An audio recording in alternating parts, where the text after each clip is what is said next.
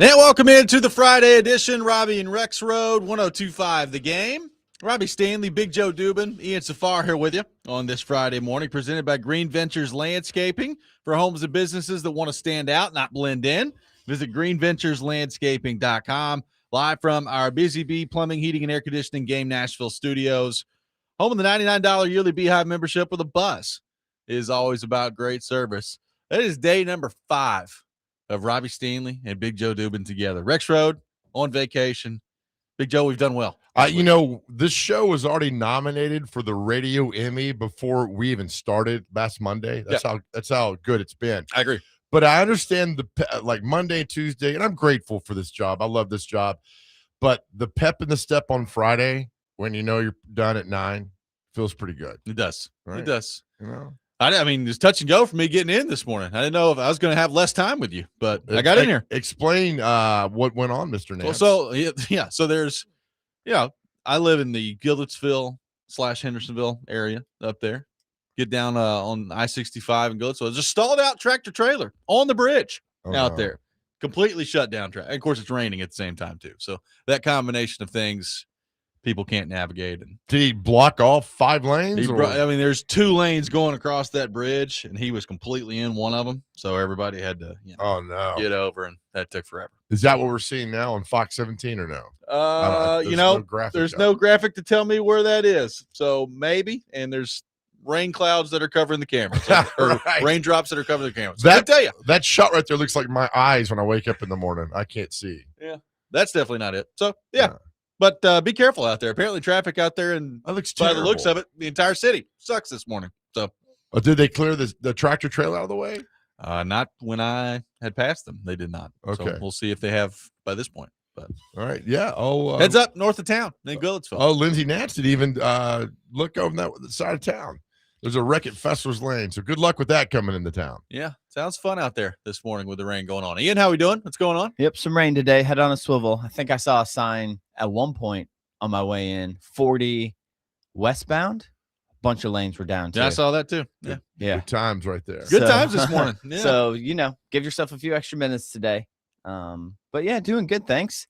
Kept an eye on the France-Morocco game yesterday. Watched most of that. Oh, I didn't even know they played. They played. Who won? France won 2-0. 2-0. Mbappe. Yep. Mbappe still balling out there. Missed a penalty kick. He did. Got saved. And then ended up scoring a goal anyways to get it going. So what's his name? Mbappe. So here's another chance for France to do this. When he scores, they should play that song by Hanson. Yeah. Mbappe, and just and add a Mbappe. I remember when that song came out. I saw the music video, and I thought they were girls. Right. When I was in middle school, I was like, "Oh, look at these girls singing this song," and then realized it was not girls. Well, it's like they were late 90s, right? Maybe mid 90s. Yeah, 96 from Tulsa, Oklahoma. Like yeah, it was a great song. I remember that. I remember when that came out. You play that song, times. Everybody knows. Everybody, they heard that song. You play, they're like, there's that great SNL skit where they're stuck in the elevator with Will Ferrell. Yeah, and they're playing that song. That's pretty cool, man. Let me ask you this: put on your thinking cap, travel with me back to like 1988. Yeah, 1990s. How much worse is traffic around here now than it was then? Oh, it's night and day. I mean, go back 10 years. There's a movie called Nashville. Came out in 1975. Award-winning film about country music. It was a farce about country music. Great film. It might have won Best Oscar that year. There's a scene early on where there's a traffic jam over by where Nissan Stadium is at Shelby Street. The same 3 lanes are there today that were there 50 years ago. They've not expanded anything. That's not good. And there's a major traffic jam in the movie, and you're like, oh, I know that. And then you realize, oh my gosh, nothing's changed in that entire time. And then you go through town, 40 through town coming on the east side. It's the same thing with 2 or 3 lanes. It's never changed. And there's nowhere to go. I don't know what they're ever going to do to figure this out as far as it goes for traffic. I don't know. You put a rail system in. I heard that's $100 million per mile. I don't know. Yeah, you got that money? I don't. So I don't know what's going to I don't know what the end game is here unless you build a whole nother system going around town interstate wise. By the way, Nashville, the movie, 2 hours and 39 minutes. Lengthy film. in 1970. You should watch it. I'm telling you, there's a lot of Opryland scenes in that movie. There's a lot of things like, oh, I know that place. It's not a bad movie because they make fun of country music in a very sophisticated way, and it's funny. And it went on. I mean, there's like Jeff Goldblum's in that movie. Dylan Antioch says Robert Altman directed that. It's a great film. Oh yeah, right. It is. And look at the cast of that movie that was there. They all came here and filmed it. It's truly a remarkable movie. And it's the one song by David Carradine, I think. It was like, I'm easy. I mean, that song started in that movie. So if you're bored one day, watch it and you'll see like, oh, okay, I get it now. There we go. I like it. We have a question of the day we're going to get to. Yeah, which is really cool because it's something that's going to bring out the nostalgia in you. That's pretty cool. All right. I'm looking forward to that. We want to do that in the next segment. Or you want to go ahead and roll it out? Let's roll it out. Roll it out, man. So a good buddy of mine, and there's a place in town you can buy arcade games, and he's bought the Galaga / Pac-Man game, and and he plays it all the time, and it's a great investment because you go to his house, you play it, and I'm thinking, what's the greatest arcade game of all time? Right, the greatest arcade game, not video game, not sitting your ass on your couch playing Xbox, but an arcade game. And I mean, is there anyone better than Galaga? I mean, Galaga's good. I mean, I'm a Pac-Man guy. I like Pac-Man. I'm trying to go through my head of all of them right now. I mean, does Duck Hunt count as a arcade game? Did you have to go in and put a quarter? I played it in there. Yeah. There you go. It's an arcade game. Right. Duck Hunt's pretty good. It's got multiple things you can do. Yeah. There was a game called Missile Command, which drove me crazy because your one little mound would run out of missiles and they would come and you got to get the other mound to blow that, the ship coming down on that. And it was just the stress. I think video games helped me in the 80s deal with stress because you had Galaga. I mean, when they do the tractor beam on Galaga and they take your ship up, you got to get it back. And then you got double guns. I mean, that's powerful. And you just start waylaying people left and right. That's good. But at the core, Pac-Man is the guy, what is it? Lenny, Bluey, Pinky, and I don't know what they're called. I just play the game, man. And they come at you. I mean, you spend hours doing that stuff. It's a stressful and frustrating game because you get so into it when you're sitting there controlling it. And then obviously it gets harder as you go. And then I've said some bad words on Pac-Man. Well, when it came out in the 80s, we discovered the pattern. There's a pattern inside Pac-Man, and you'd get 300,000 points by doing that. Then they unveiled Miss Pac-Man. Yeah. And you'd play that, and then you'd get an attitude, and then it would be so much fun. But there's so many great games. Like Defender was one. Yeah. Your spaceship going through, you're on some lunar base, and you're trying to shoot aliens, and they start converging on you, get nervous. I mean, there's so many, but Galaga is the one where I would just sweat playing that game. I mean, Punch Out, it's pretty good. I mean, there's all kinds of every now and then you run across a spot. There's a spot in Milwaukee that's just got like a bunch of these old school 70s and 80s arcade games. And, it's Milwaukee. It's the wintertime when I'm there most of the time. And, so it's minus 30 degrees outside. Yeah. So you're looking for something to do. So I've rolled into this place, I don't know, probably 5-6 times where it's just it's an entire floor full of just 70s and 80s arcade games. It's pretty sweet, man. There's a place here called The Terminal. It's down by Murfreesboro Road that has that same thing. You pay like $20. It's unlimited play. You can be there for all day long. And I've been there all day long just playing these video games. Now, the one game that's the frustrating game that I hate, that I can never get past the javelin throw, is track and field. Yeah. Because you do that the whole time, and your thumb would break, and then you couldn't get the guy to throw the javelin, and you couldn't do the high jump, but you'd spend hours playing those games. Hours. We got a vote for Super Sprint from T-Bone. NBA Jam, a popular one so far. NBA Jam's good. Now that I think about it, NBA Jam is up there. I mean, if you get later into it, it's in the 90s. The 90s is more my groove there. Like late 90s, early NBA. 2000s, you had like NFL Blitz. on there NBA too. Jam. But There did was- you go to the arcade and play it? Oh yeah, Yeah, Okay, it was all right. at or like a maybe not. It was like either an arcade or at like the The bowling mall, yeah. alley Okay. or the Just not on your couch. I mean, you yeah, actually put a skate quarter in the center, machine. something Yeah, like that. yeah. They had the Simpsons game that was really cool. One of those Yeah. Oh, those yeah. scroll alongs that we used to try and beat. Teenage Mutant Ninja Turtles Hell yeah. was big in that arcade range. The NBA Jam was big in that arcade range. So those three in particular kind of stand out. So you NFL guys, Blitz. you Yeah. guys had the Mortal Kombat. Yeah. That escaped me. That was Yeah. after me. And Tekken, Tekken. yeah, Now that I think about it, Tekken may be my one. It's up That's pretty there. good. What Yeah. I don't know what Tekken It's is. just It's fighting. similar. It's like similar. it's like Kombat. a Mortal Kombat, Yeah. but different type of version. Oh, Yeah. nice. Yeah, Tekken was pretty good too. Nice. What was the game? Somebody listed on the text line. Body blow. When you boxing game, I forget the name of it was. You could be any boxer, and it would just get so frustrated because you couldn't beat the guy. Then you'd beat some other guy, and you'd be so excited, and you'd go crazy. Yeah. It was a lot of fun. But to me, Galaga is the one that kind of sets the tone because you a lot of frustrations out on that game. 615-737-1025, your phone number. We'll take your best arcade game of all time on the text line. Plus, I've got a question I'm going to throw to Big Joe coming up next as well. All that coming up. Robby and Rexrode, 1025 The Game.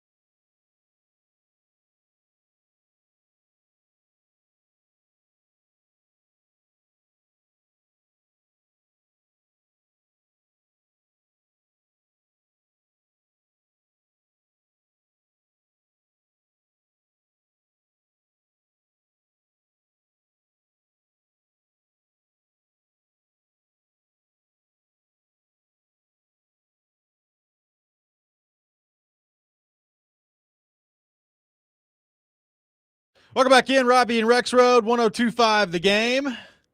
Robbie Stanley, Big Joe Dubin, Ian Safar here with you on this very rainy Friday morning in Middle Tennessee. It's coming down out there, so be careful if you're moving about today, this morning, going to work, all those things. Taking your thoughts on your favorite arcade game of all time, 615-737-1025. Got some votes for Donkey Kong on here. Obviously, the original Mortal Kombat is on here as well. A couple votes for Galaga as well. NBA Jam, very popular so far.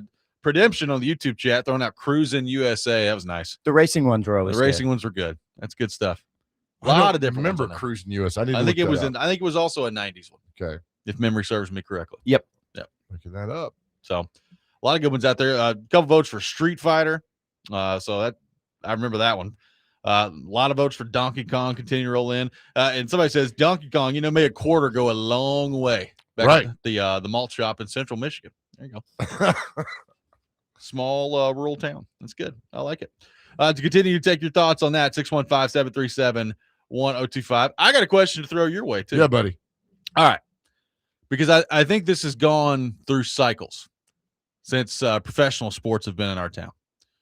Which pro team does the city of Nashville hate the most? Which pro team does the city of Nashville hate the most?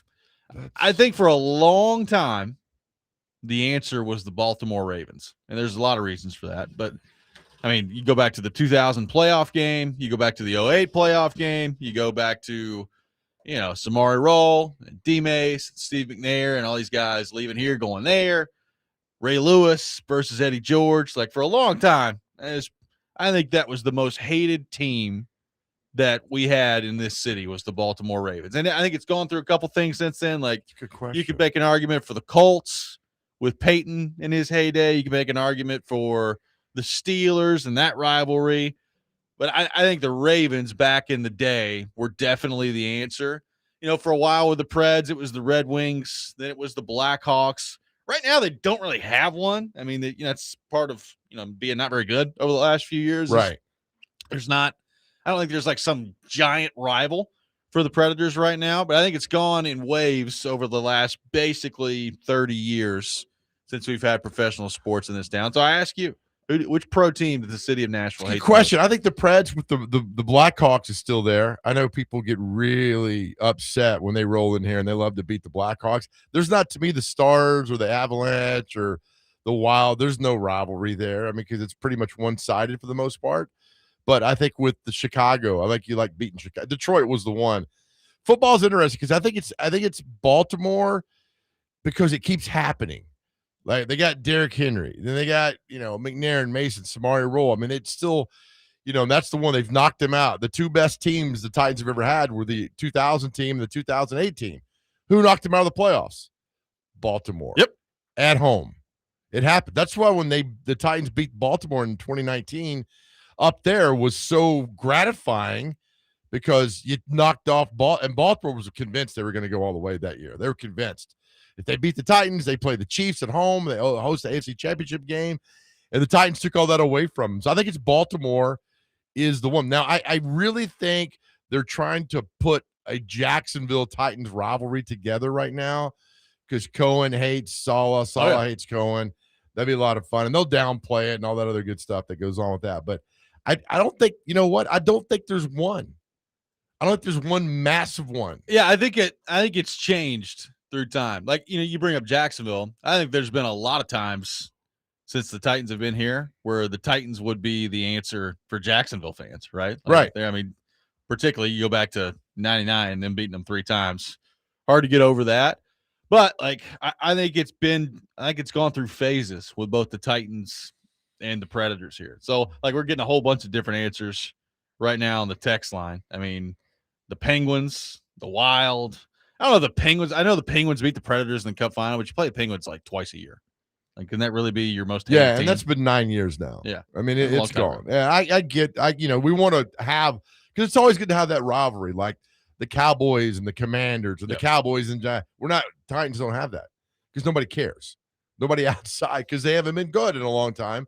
Nobody cares. But I think it's Jacksonville's the one that you can get. Jacksonville irritates you. And I think that's the one. Again, like Jacksonville irritates you. I think Houston, the city of Houston, because of the history of the franchise, like Texans fans don't like the Titans, and a lot of that comes down to like the uniform, right? Like they're just like, oh, they're wearing our colors. Look at that. So I think there's that goes into it. But like if I had to, first off, it shows you how bad it's been for the Titans and Preds lately. Is there's nobody that immediately jumps off the page, right? And I think that's also, Joe, like a commentary on sports today. Like rivalries in the NFL just don't really hit the same way that they used to, at least in my opinion. Right. I think rivalries in the NFL used to be a whole lot better. Like there was palpable hatred that you could see between some of these teams, and that just, with rare exceptions, that just does not exist much anymore. Well, I appreciate if you don't use big words. Yeah, sorry. Palpable. That's a good word. I like Bears and Packers. There's a hatred there. There's a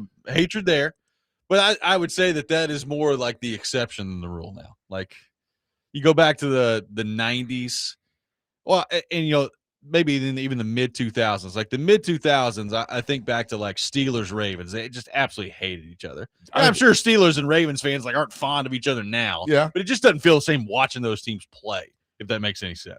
Niners Rams is pretty good. Yeah, Niners fans are very passionate and they hate the Rams.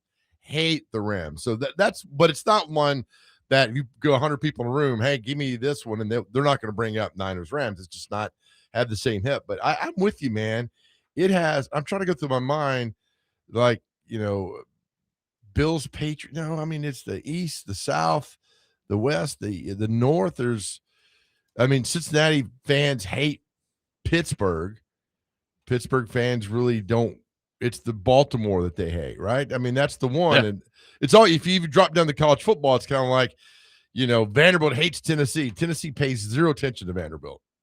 At least they have. Yeah. Yeah. They're worried about Alabama. So it's all goes this cycle that goes up. And then, Alabama hates Auburn, and just on and on and on. But as far as us around here, I don't know if there is one. I don't think there is one. Got to vote for the Dirty Birds. Okay. George saying the Colts and the Blackhawks would be his two that he hates the most. Like, do people really hate like the Falcons that much around here? I think it means the Ravens. Oh, those Dirty Birds? Yeah. Okay. I would think. Right. That's what I immediately thought. I was like, why do you hate Do people call the Ravens the Dirty Birds? The Rat Birds, I hear. Okay. Right? But I was like, yeah, why do you never heard anyone call them that? Why do you hate Jamal Anderson and the Falcons from the late 90s? Yeah, that's what I was going to say. They did nothing to you. Yeah. No, that's a good question. For Preds, I think Chicago's it. I think nobody thinks twice about the Preds around the NHL. Just don't. No, I don't think that there's some huge, like, even when Predators fans hated Detroit, I don't think Detroit thought about the Predators not at all that much. Chicago, maybe a little bit, because they were both pretty good for a long stretch, but Chicago was winning Stanley Cups and the Predators weren't. So let me ask you this. If Martin Erat doesn't give up that puck in 2010, what happens? They win that series? They probably do. He's just spinning around and around and around. The thing is, that Chicago team was just so much better than they were. So it wouldn't have shocked me had they lost that game in Game 5 and Chicago comes in here in Game 6 and wins like they did. And then you go back to Chicago for Game 7 and they win it. But, yeah, especially at the time when you hadn't won a playoff series before and he just turns the puck over and that's it. That was a punch to the gut for Predators fans. And that was also the same day of the flood. That was, yes. On that Saturday. That was a very monumental, historic day of the Preds.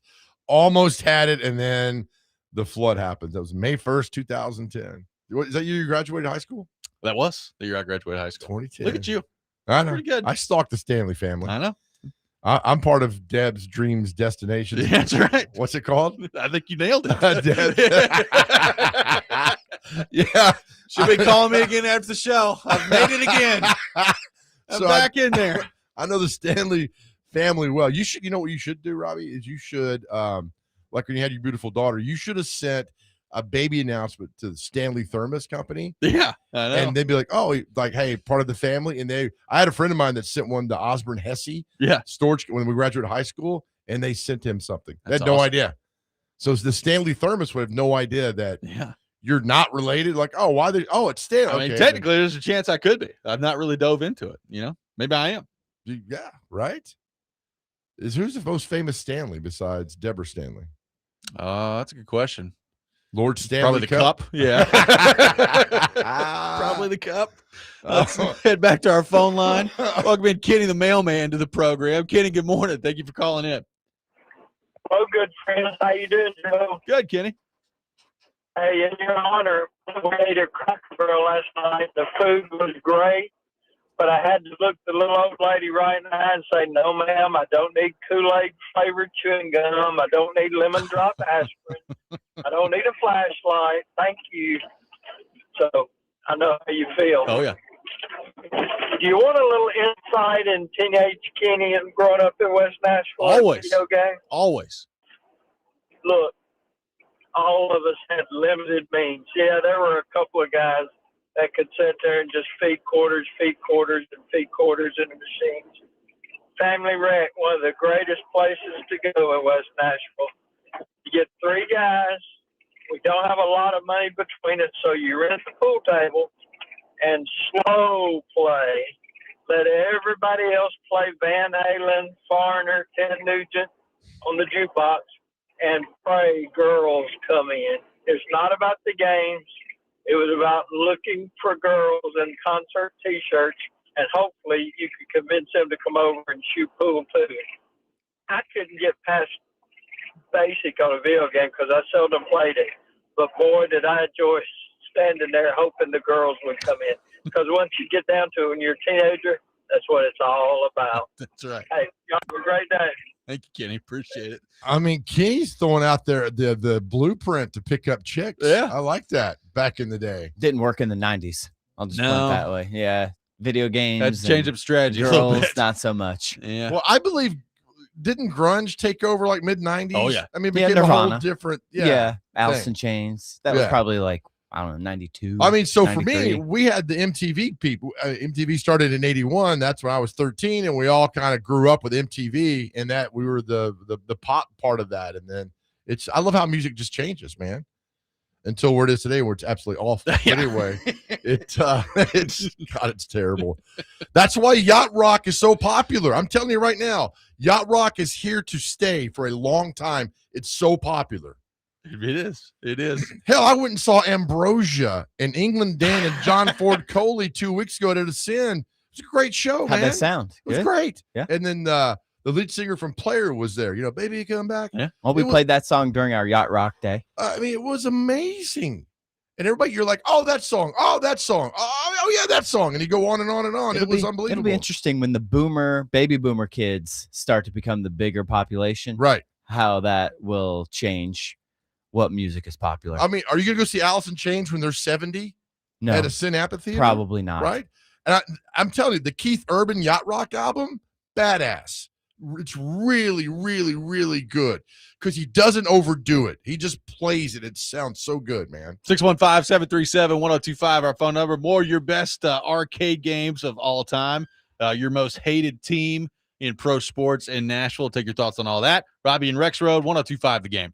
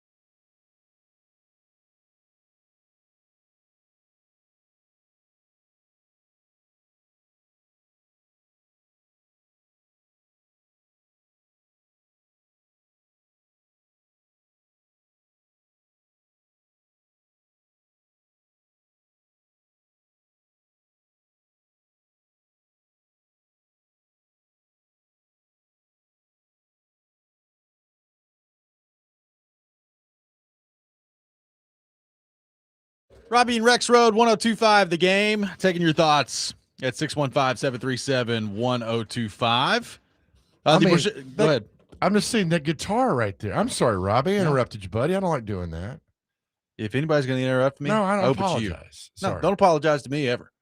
You don't apologize to me ever. Now, if it was Rexrode, we'd be fighting in studio. I mean, I don't want Deb to pull back my discount on Deb's dream destination, so Disney World. I don't want to do that. I mean, that's so I'm sorry.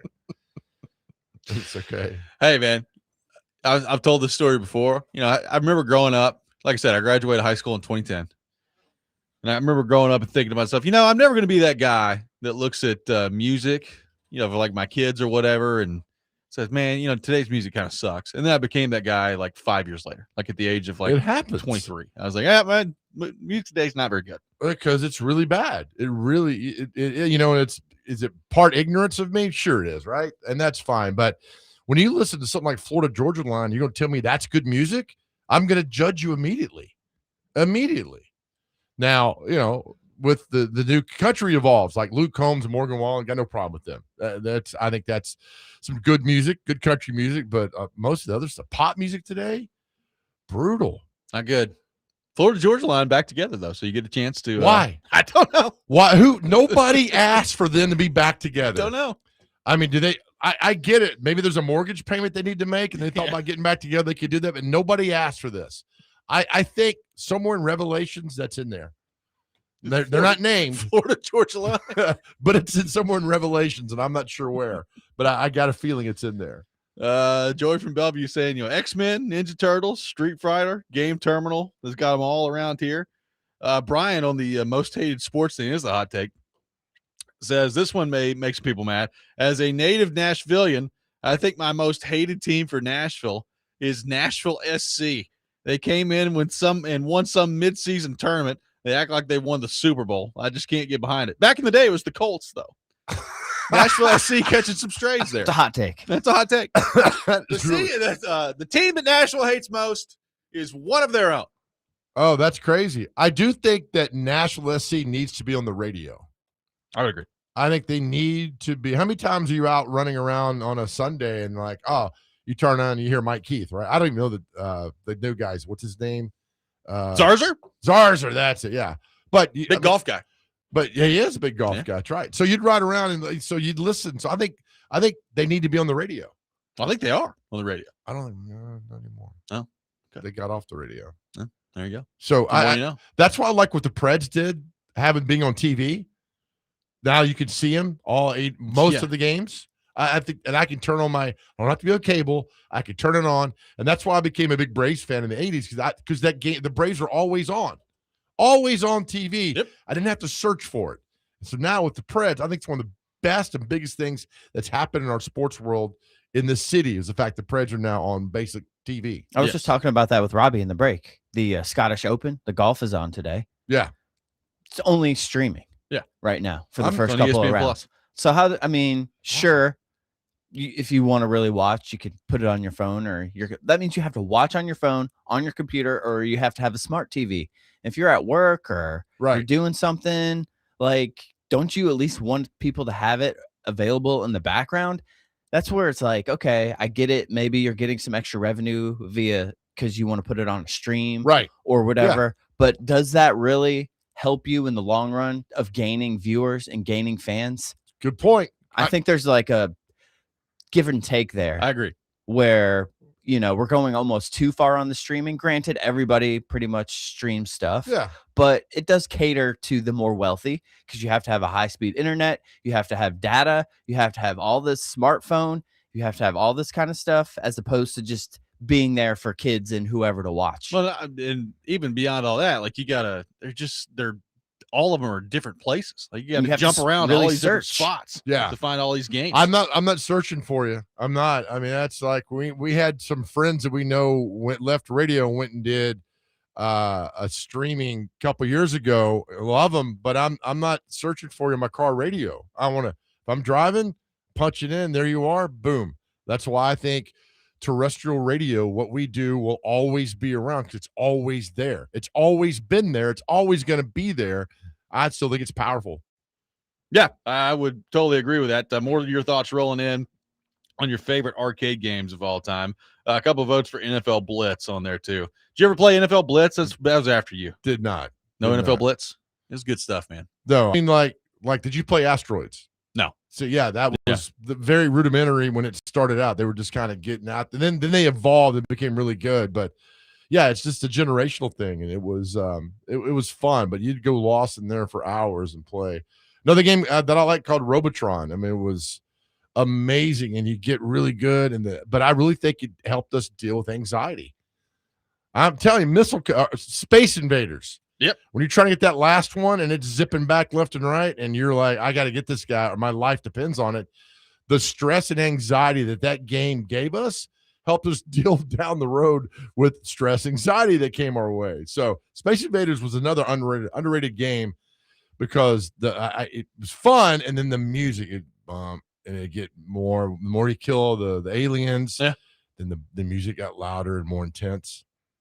Ian, did you ever play Crazy Taxi? We got a few votes. A little bit, a little bit. Crazy Taxi was also a arcade one. Those driving ones got really hot there for a quick second. Cruising USA, Crazy Taxi. Well, why is the taxi crazy? Well, I guess the way you drove it. It wasn't like, hey, get this person to this person like a normal taxi driver. It's kind of like Uber. It was Uber before Uber was the thing, right? Like you hopped in and grab somebody. Try to get as much money as possible, so you're driving like a bat out of hell. Yeah, on the arcade.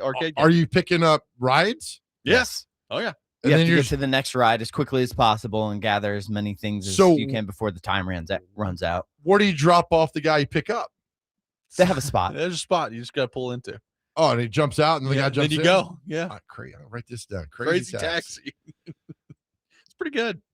It's entertaining. But yeah, you're right, Ian. Like those in the mid 90s to late 90s, we went through a stretch of any sort of racing / car arcade game somebody could come out with. They basically did. Yeah. Did you have an arcade in Hendersonville you went to? No, I tell you where I went to an arcade, the Rivergate Mall. Oh yeah, the Rivergate Mall had one that we went to a lot. What was that arcade game? I have no idea what the place was called anymore. I just know that they had a whole room full of arcade games, and I was like 9, and I was like, all right, let's go. Let's see you later. Hickory Hollow had a place called Tilt, and I think Jelly Roll worked in there. Really? And we all went to Tilt. That every game that was in there, it was fun. I mean, what I liked about the arcade games back in the day, you had black, white, gay, straight, young, old, nobody cared. It's just like, how long are you going to be on Space Invader? Did you put your quarter down? You done yet? Yeah, that was it. I mean, it was nobody got in fights, nobody got in arguments. It was just the absolute best to get dropped off in there and spend hours in there. Vote for Frogger on the text line. Frogger's good. Frogger came back during Seinfeld. Yeah. Because George. That became really popular again for a little bit. This is a great episode. Scott in Waverly asking if we ever played Alvin's Island on the first model computer. That would be more of a you question. I've never played Alvin's Island. Isn't that a place in Panama City you buy shorts and shirts and everything? Alvin's Island? I think that's in Panama City. I've never heard of that. This is I'm surprised this one took as long as it did to get brought up. But Golden Tee, you walked in like every sports bar in America from basically like 1999 to 2010, and Golden Tee was in there. Here's the problem with Golden Tee, right? If Robbie Stanley shot 67 on Golden Tee, he thought, I'm not saying this Robbie, but a guy, anybody, they thought they were actually a good golfer. Good golfer, yeah. They would tell you that they're a good golfer. I'm like, oh, where do you golf? Well, I do Golden Tee at the bar. I'm like, that is not golf. No matter what Tally you do. ho! That's not golf because you're good at Golden Tee. Shut up. That's like hopping on, the racing game, the arcade, and be like, I'm a pretty good NASCAR driver. Yeah. You can get that done out there. I'm Dale Earnhardt. Well, like Chase does the iRacing, whatever it is. Yeah. And I was like, I came in third last time. I'm like, where? Yeah, iRacing. I'm like, no, that's not the same. It's fun. I get it. But don't think that you're a NASCAR driver because you do good at iRacing. Not happening. 615-737-1025. I want to get Joe's thoughts on an old Nashville friend that's embarking on a new journey in college football this year. We'll do that. Ooh. Robby and Rexrode, 1025 The Game.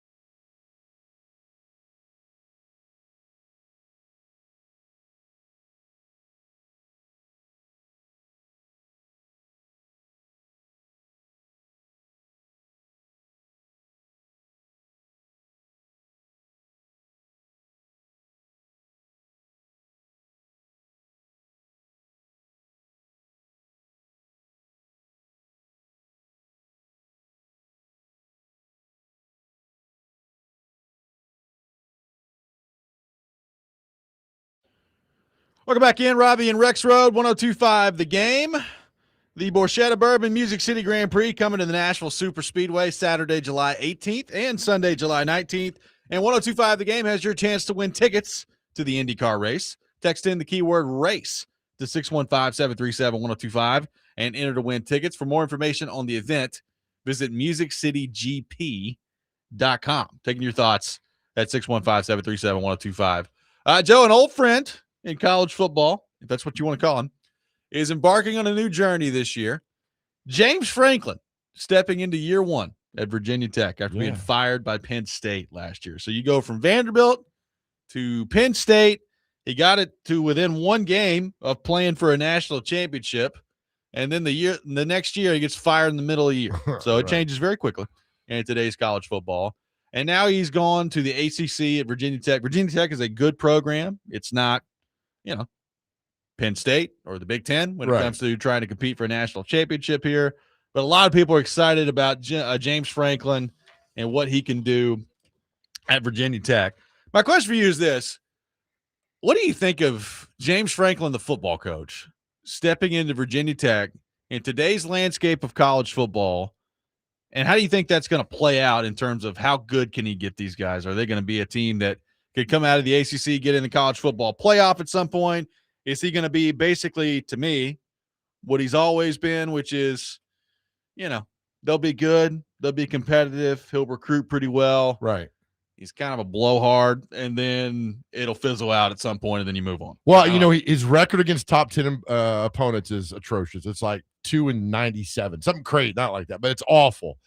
You ever spend 5 minutes with him? I have not. So we did back in the day, and you could see how he appeals to young kids. I mean, they buy into that, and he got a lot of good talent in Penn State. Barkley and Abdul Carter. I mean, those guys, when they played there, are really, really, really good. They bought into that. My thing with Franklin is he's always going to be that perceived shyster. So when Franklin left in 2013, he blocked a lot of us media on Twitter. So 3 years later, 2016, I get a direct message from James Franklin. It says, "Hey, buddy, how are you? How are things back in Nashville?" I thought it was fake. Yeah. So I knew his director of football operations, and I called him. I said, "Hey, this is weird, but I got a feeling this is James Franklin." He said, "Yeah, it's him." He goes, "Are you a top 25 voter in the AP poll?" And I said, "I am in 2016. And he said, "There you go. Have a nice day." And I was like, "Oh, I get it now." Yeah. He plays the game, but he's always going to be perceived as a shyster. And look, he had a lot of success at Penn State, but he didn't have championship success. Yep. And that was the problem because you expected to do that there. But, he played Ohio State, Michigan, and a lot of good teams there. But I think Virginia Tech is where he belongs a little bit. It's a little slice of humble pie for him to go down there. It's not on the same level as Penn State. I get that, but it's just as good as a program in my eyes. A lot of people think that's a step down. So I think he wins games. Now, the ACC is a lot easier than the Big Ten. A lot easier. And Tech has been really down for a little bit, but that's a good program. I think he succeeds. What I find funny is that his defensive coordinator is the coach they just fired. And is it Brent Pry? Brent Pry. Yeah. So, but Franklin is what he is. And I remember the 2011 when he came walking at the state championship football games at Cookeville, coaches weren't allowed in the media center. Yeah. You had your own space across the field, and we're all like eating, and then here he comes. Him and like 5 Vandy coaches shaking hands. And I remember somebody at the TSSAA said, "He's not supposed to be in here." I'm like, "Well, then go tell him." Yeah, what are you telling me for? It's not my job. And they did nothing. He got like reprimanded later on to do that, but that's who he is. And, and don't argue with the success he had at Vandy. Sure. Right? I know it was loaded with Bobby Johnson's recruits, but the year before, Robbie Caldwell was terrible. And then James took him to a different level. And then James Franklin got that indoor facility built over there. He did. Now, he wouldn't have lasted. The rape case would have done him in, and he got out of town before all that happened, which on his part was smart, but that would have brought him down. And that was 2013-14. Yep. The Britt Pry thing is interesting of Yeah. being fired as the head coach and be like, all right, why don't you come on back as the DC? Yeah, but use this door. Yeah. And not that door. We're going to take your office. You're going to move just down the hallway over here. And do that. I mean, honestly, I kind of respect Britt Pry for just being like, yeah, okay. I'll come back and do Yeah, that. I'll do that. I know Jake Lyman, who comes in at 9:00. He's a Virginia Tech grad. And I mean, that's a great place to watch college football. I mean, Oh, yeah. Enter Sandman, everything that goes on. It's fun. They've been some good programs in the NIL world. If they got a little money, Franklin will turn them around. Well, and he'll recruit kind of like that area up there. Like he's pretty good at recruiting and getting talent from that area. Yeah. And I also think what you said, like, there's an opportunity right now in the ACC that you can step in, and if you could start to, halfway be competent building a program, right, you could rise up towards the top of that conference pretty quickly. Yeah, I think Miami's the one because they're going to spend a lot of money NIL. I think I read Louisville's going broke, so there's not a lot of NIL there in Louisville that they have. So there's not a lot of Boston College. I don't know what Clemson is anymore. I mean, I know what they were, right, but they've not been. Yeah, they've not been very good. Not in at the all. last few years. And then you know what North Carolina is with Bonehead. They're not going to do anything. And so yeah, the competition's a lot easier for Franklin and Virginia Tech than it was in the Big Ten. And look, the guy wins games. He wins games wherever he goes, and we'll see what happens there with him. I mean, I remember he was coaching Waiting at Maryland, and the middle beat them, which I thought was great. Who was the coach that was Friedgen? Ralph Friedgen? I think so, yeah. He was like 1,000 pounds. I'm like, yeah, lose some weight, buddy, if you don't mind. Him and Mangino at Kansas were just big dudes, big dudes. And then Frank was coaching Waiting, and then next thing you know, he comes to Vanderbilt. And who was the chancellor that hired him? He had the glasses and the curly hair, and we're going to give you the rocket ship. God, I can't keep up. You got a rocket ship that you're going to go wherever. And then sure enough, but what's funny also is that you remember Franklin takes Vanderbilt to a bowl game. Remember who beat him? Well, it was Zeppos that hired Zeppos. Franklin. Yeah, that's it. Zeppos. They went, I'll never forget, Vanderbilt went to the Liberty Bowl and got beat by Cincinnati with Butch Jones. The Kelseys were on that team. I'll never forget the halftime show. It was KC and the Sunshine Band. And but I was like, Vandy made it to a bowl game. Good for them. I mean, went to a bowl game all 3 years he was here. There's Butch. Right? It was great. Here, the Music City Bowl, and then the Birmingham Bowl. That's when word got out. Because if you don't remember, the Birmingham Bowl was the same day when Munchak got fired. Yep. And everybody's like, Frank needs to go coach the Titans. I'm like, no, he doesn't. He does not need to go coach the Titans. And really, if you hired Wisenhunt, you probably should have hired Franklin. So, well, right, maybe so. Terrible. Maybe so. Their win total projection this year is 6.5 on FanDuel. I mean, but I look at their schedule, like, and it's not about this year with James Franklin and Virginia Tech, but I do wonder over the next 3-4 years, are we looking around and saying, okay, Virginia Tech is at the top of the ACC, they're making the college football playoff, and again, if the college football playoff expands to 24, then what sort of accomplishment is that really? We'll see what happens on that round. But I do think like a job like Virginia Tech, he will do well. Yeah. And he will excel at that. He's not going to win a national championship at Virginia Tech, but I don't think that's the bar. No, I think to get into the playoffs, right? That's the goal now. And then they expand it to 1,000 teams to be able to get in. Right. But he was at Penn State for 12 seasons, which 14 to 25, which blows my mind. But again, they only won one Big Ten when he was there, I think. I believe that is correct. And they went to the Rose Bowl, and Adoree Jackson returned a punt against him and all that. And that was the 1 year. But it's tough. I mean, you're not going to get past Ohio State. Now you're not going to get past Indiana. If Cignetti could keep it up. So just go to the ACC where you can only name like 2 of the head coaches. That's right. 615-737-1025 is our phone number, 615-737-1025. Take more of your thoughts on James Franklin at Virginia Tech. Our question of the day, your best arcade game of all time. Plus, there is a unique way that people are trying to recruit LeBron James. We'll get Big Joe's thoughts on that coming up next. Robby and Rexrode, 1025 The Game.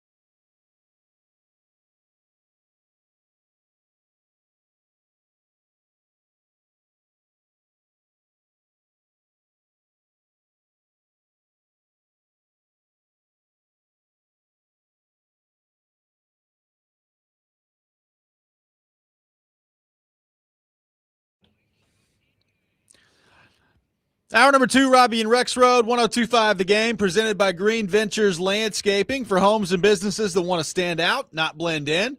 Visit greenventureslandscaping.com. Live from our Busy Bee Plumbing, Heating, and Air Conditioning Game Nashville studios, home of the $99 yearly Beehive membership with a buzz is always about great service. Robbie Stanley, Big Joe Dubin, Ian Safar here with you.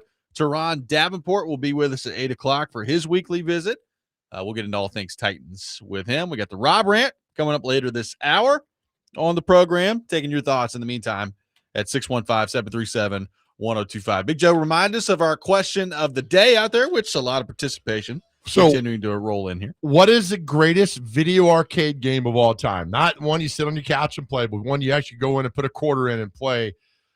Based off a friend of mine that was able to buy a Galaga game. It's a part Galaga, part Pac-Man which is just one of the most amazing inventions ever. So what's the greatest arcade game of all time? I go back to Galaga, and I really, really like the game called Robotron. And there was another game called Tempest. You have to spin this dial, and they would try to come up and attack you in different ways. That was a fun game. Tron was a really fun game because the movie came out in the early 80s. Oh, yeah. You play that game. And to watch graphics of Tron from then to video games now is literally figuratively, night and day of how the games have evolved. But for me, it's Galaga just because of the stress it put upon my heart, my head. I think my official vote is Tekken. Ian reminded me of that game in the 90s. I think Tekken's my vote, Ian. I think that's what I'm going with. Nice it one. surpasses Pac-Man. Okay. Going Tekken. Yeah, I'm kind of leaning NBA Jam. It's pretty good. I played it a lot on Super Nintendo also. Yep. But I did play a lot in the arcade. Maybe that one or the Ninja Turtles side scroller. That one was really big in the 90s. Those two kind of stand out as ones that I really pumped some quarters in. Because, it would be stage after stage of those Ninja Turtle ones. And to beat those, it was tough. Here is the Tekken storyline is a dramatic, multi-generational saga focusing on the Mishima family's feud, characterized by power struggles, betrayal, and supernatural elements. It revolves around Heihachi Mishima, his son Kazuya, and his grandson Jin, who frequently battle for control of the Mishima-za using the King of Iron Fist tournament to decide the heir. I couldn't tell you anything about the storyline, but I can tell you can punch and kick each other. And that's the only thing I cared about. They should have dropped it a character. His name was simply GP. He's like, now hold on a second, man. I'm about to whip your ass. I don't know a lot about anything, but I know about kicking butt. That's right. Welcome, Sensei George Plaster to the show. Yep. They drop him in. He's got on those shorts and that red shirt and the glasses. I can see it now. And he is just bringing a can of you-know-what. That's right. Hey, that would make the game better. I think everybody's favorite arcade game would be Tekken at that point. He said, before I beat you, let me tell you a story about Vanderbilt in 1982 when they're playing Princeton in basketball, right? I'm over at Memorial Gym, right? And I'm sitting right behind Richard Williamson, the coach. And he's like, what do I do here? And I'm like, Coach Williamson, you probably need to put in a box and won. And they won the game. So what's for lunch? That's welcome in. It was good. It was good. A lot of votes for Donkey Kong on the text line. A lot of votes for Street Fighter on the text line. Those are probably the two most popular that I've seen. Donkey Kong and Street Fighter. Donkey Kong's really underrated, man, especially when you get up there and he goes a little faster and you're trying to jump over and move around. And it's really, man, when you reach like the third and fourth level of these games, that pressure gets to you. And it's like, Start to sweat a little bit. Yeah, right. Start to sweat a little bit. Keep those coming at 615-737-1025. Big Joe, there's an interesting recruiting pitch that apparently these NBA teams are throwing towards LeBron James. This was on ESPN.com yesterday. It says, as LeBron James' free agency decision stretches into his second week, some teams interested in him joining them have had an opportunity to pitch the four-time champion indirectly. Sources have told ESPN that LeBron James' agent has facilitated team executives in selling their vision to him by sending a voice note for LeBron James via his agent. So rather than, hopping on a Zoom or meeting with teams, send me a voice memo on your phone and we'll kind of sort through things that way. So it'll be like, hey, LeBron, this is Joe. I'm here with Ian and Robbie. Exactly. Hope you're having a good day. Listen, When you come here to Nashville, we got a Pop Stroke, which is a lot of fun to play. There's a Shake Shack near over there. They're really redesigned the whole Antioch area over there, Tinger Outlets. A lot of In-N-Outs coming in. I think there's one opening up today by Rivergate Mall. So you got that you look forward to. We know you like golf now. You got some golf courses down here. So, like, you got to – I mean, are they capping these voice memos like 3 minutes? Is there a time limit? But I read that yesterday. I was like, so this is a real thing. Like, he is taking – pitches for teams via voice memo. Well, that's the thing. If you call me, I'm not answering the phone, right? So I maybe he's one of those weirdos who likes to listen to people call and talk and all that, and just like send me a 1-page, 1 sheet. What you got? What can we do there? And go on. I really hope he signs with Charlotte. I really, really do. Well, they better send a good voice memo. They want him in there. You better get the general manager to make that voice memo stand out a little bit, you know? It's like like sorting through resumes. What's he's doing. Does he go to the Clippers just because it pisses off the Lakers? God, I hope for his sake he doesn't. I wouldn't play for that organization. Are they bad? I have no idea. They're always – they can't get out of their own way. But, I mean, you still get to live in your house in L.A. Going to the same – like, they play in different arenas now, but going to the same general area. So you could do that. Does he land in New York with the Knicks? My guess is he's back in Cleveland. I think at the end of it, he'll end up back in Cleveland. But can he win in Cleveland? Yeah, I think so.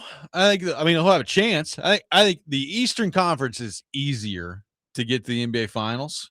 Cleveland was they just make the conference final. So they just played the conference final against the Knicks. And they blew that 50-point lead, whatever it was. Yeah, so they did that. Their coach called them close, and all the analytics were in favor after they got swept, so that was fun. But I think they'd be good with him there. I would, if I'm him, I'm going somewhere east. I'm not messing around going out west. Okay, yeah. By the way, I had no idea that Darius Garland was on the Clippers now. Thought he was still with the Cavs. What did he play for Vanderbilt for, like 5 minutes? Maybe, yeah. Well, Bryce Drew was the coach. Poor guy got injured, man. That was not good. But they still give him credit, like from Vanderbilt. From Vanderbilt, like good for Vandy on that. Talk about that again. I tell you, I'm interested in this because I'll watch an NBA game if LeBron's playing. Oh, I'm with you because I think he's an absolute freak of nature, and I don't get in the Jordan LeBron debate. I couldn't care less. But I'm like, what's he doing now? But I'd like to see him. I tell you, we talked the other day. He's going to play in the NBA till he's 50. Yeah. He's going to make the record. He absolutely could. Let's head back to our phone line, driven by WilsonCountyHyundai.com. Welcome in Bill to the program. Bill, good morning. Thank you for calling in. Thank you so much, too. My first video game I played was in a bar in 1979. It was called Pong. Yeah. And then there was Subscan, Asteroids, always under enhanced circumstances, too. Hey, it was a lot of fun. And then they had a pinball machine called Captain Fantastic. Yeah. It was after a pinball wizard. That's what it was modeled on. And that was always a lot of fun, too. Drop a quarter, all the silver balls drop, and sometimes you couldn't block them from getting out. So, well, the only thing I like about pinball is like I'd get angry and hit the machine, and it would tilt, and I would lose. Yeah, tilt. Right? Exactly. Yeah. I'm like, and this sucks. If you tilted enough, the bartender would come over and pull you off. That would have been a job for Big Joe, man. That's right. That's right. Hey, play around with that, man. Appreciate it. I mean, I could see you in there providing security for the arcade. You know, yeah, I would do it. Captain Fantastic was the Elton John one, I think, with after the pinball wizard. But pinball machines they're fun, but they never really got me. See, my greatest experience with pinball had nothing to do with an arcade. It was on PC and like a computer in school. Like, really? We'd be in school learning, like you taking a keyboarding class or whatever, and everybody just fire up pinball on the computer. Yeah, that's all we did. Just play pinball. Pinball and Minesweeper. Minesweeper was the greatest. Yeah. It was a great time. It occupied so much of your time. Yeah. So I'm good to see what you did at Hendersonville. We did at McGavick. Yeah. Which was pretty much nothing. Strong endorsement of the education system. What's the one class? I tell people all the time, like, what did you learn in high school? I learned one class. There's one class in high school that's beneficial. Oh, yeah? I learned how to type. I learned how to be an excellent typist. Yeah. Because of what I learned in high school. Same. Absolutely. We actually took an accounting class that was actually beneficial. It's like, oh, this is stuff that I could use. Cool. Math that I can actually use. Yeah, right. Going forward. That's good stuff. Let's head back to the phone line. Welcome in Mark in Nashville to the program. Mark, good morning. Thank you for calling in. Hey, good morning, Robbie. What's up, Big Joe? How y'all Mark? doing, man? Friday? Hey, how you doing? Friday morning, man. Friday. But, hey, y'all were talking about let me cut this down. Y'all were talking about LeBron James and whatever. If LeBron goes back, Robbie, to Cleveland, you could bet he's going to tell the organization not to sign James Harden, or they're going to have to do something with Harden. Yeah. I don't think LeBron will want to play with Harden. Harden showed not only his age, but he's not a $32, $40 million player anymore, and he can't guard anybody, and he doesn't put fear in anybody anymore, and he chokes in big moments. So LeBron wouldn't want him to be there. They should have never got rid of. I would never have traded Darius Garland for James Harden, man. I don't know. I guess Mitchell and Garland were ball dominant guys, and somebody had to go. But I would have never got rid of Darius Garland for James Harden. And two, Robbie, your Heat. I mean, your Heat is dismantled. They're gonna have to get some shooters on that squad. Would he go back to Miami? I think he would. But at the end of the day, I'd go to Philadelphia. I have Jaylen Brown, Embiid, Tyrese Maxey. Yeah. Oh man, and the young rookie they got, that is a squad, man. I would go back, go to them. I doubt it. I think at the end of the day, he's going to show Cleveland loyalty, and I think he's sticking around. He's going to play another couple of years because y'all forget he's got a son, Bryce James, down there, Arizona.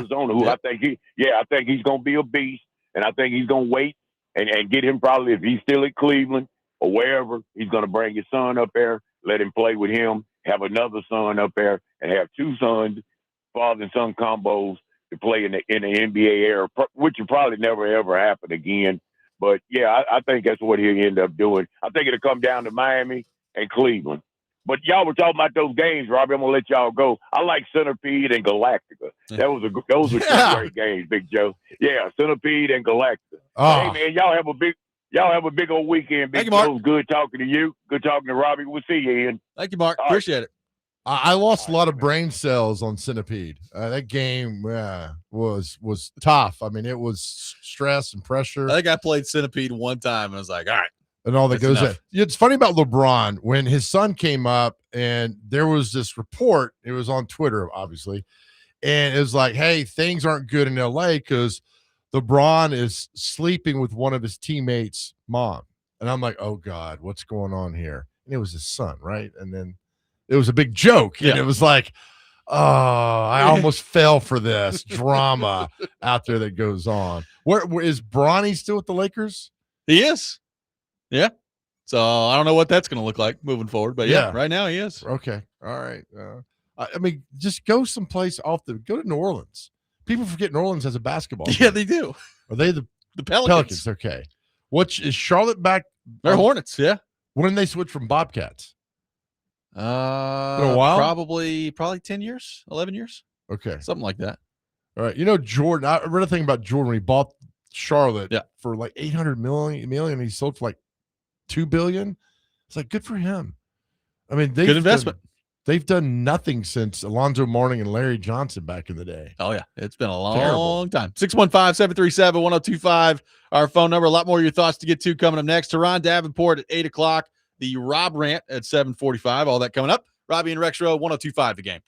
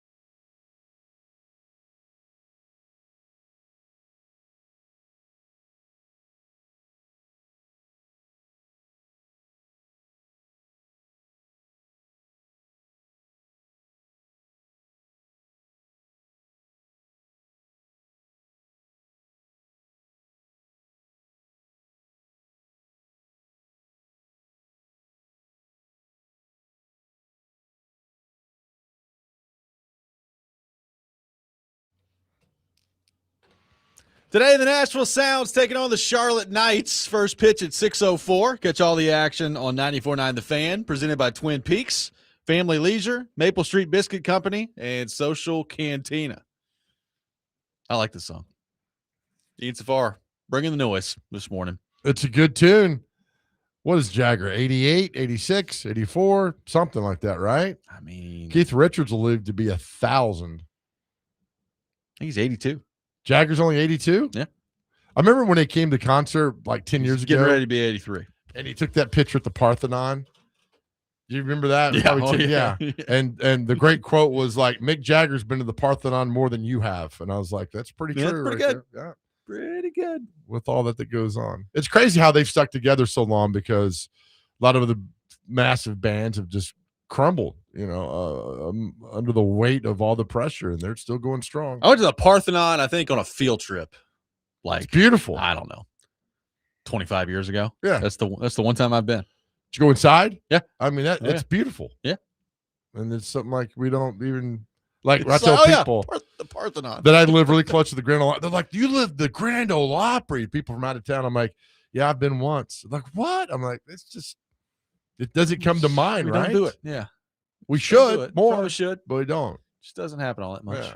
Let's head back to our phone line. Welcome in Michael to the program. Michael, good morning. Thank you for calling in. Hey guys, thanks for taking my call. Yeah, so I'm a little bit younger. I didn't really grow up in the time with a bunch of arcade machines, but whenever my dad took me and my sister to the Chuck E. Cheese down in Rivergate, Oh, yeah. I would spend, obviously he would give me and my sister an allowance of coins that we could use for the day while we were there. I would spend every single one of my Chuck E. Cheese tokens on that Star Wars game Dude. with the joystick. And you could Yes. play as the X-Wing trying to blow up the Death Star and use the lightsaber to fight Darth Vader. You and me I were didn't play probably a in there at the single other- same time. We were probably doing the same thing at the same time. I love that game. I did not attempt to win a single ticket and get any prizes because that thing didn't give you tickets. I just played the Star Wars game the entire time we were there. Oh, it's a great call. It's still Thank you, open? Michael. The Yeah. Chuck E. Cheese is still open. I Yeah. don't know if I haven't been there in a long time. Michael, did your dad have to give you a tetanus shot when you left that place? Just curious. No, I did have a birthday party there where I tried to mess with the animatronic Chucky one time, though, when I was like 6 years old. I tried to go up on stage and grab his tail from him, but I didn't have to get any booster shots or anything. That's good. I'm thankfully. That's good. Thank you, Michael. Appreciate the call. Well, now we know how Michael's going to Man, die one day when the tell ya. animatronic comes after him. I've spent a lot of time in that Chuck E. Cheese as a child. I've got a 3-year-old now. Maybe it's time to go back.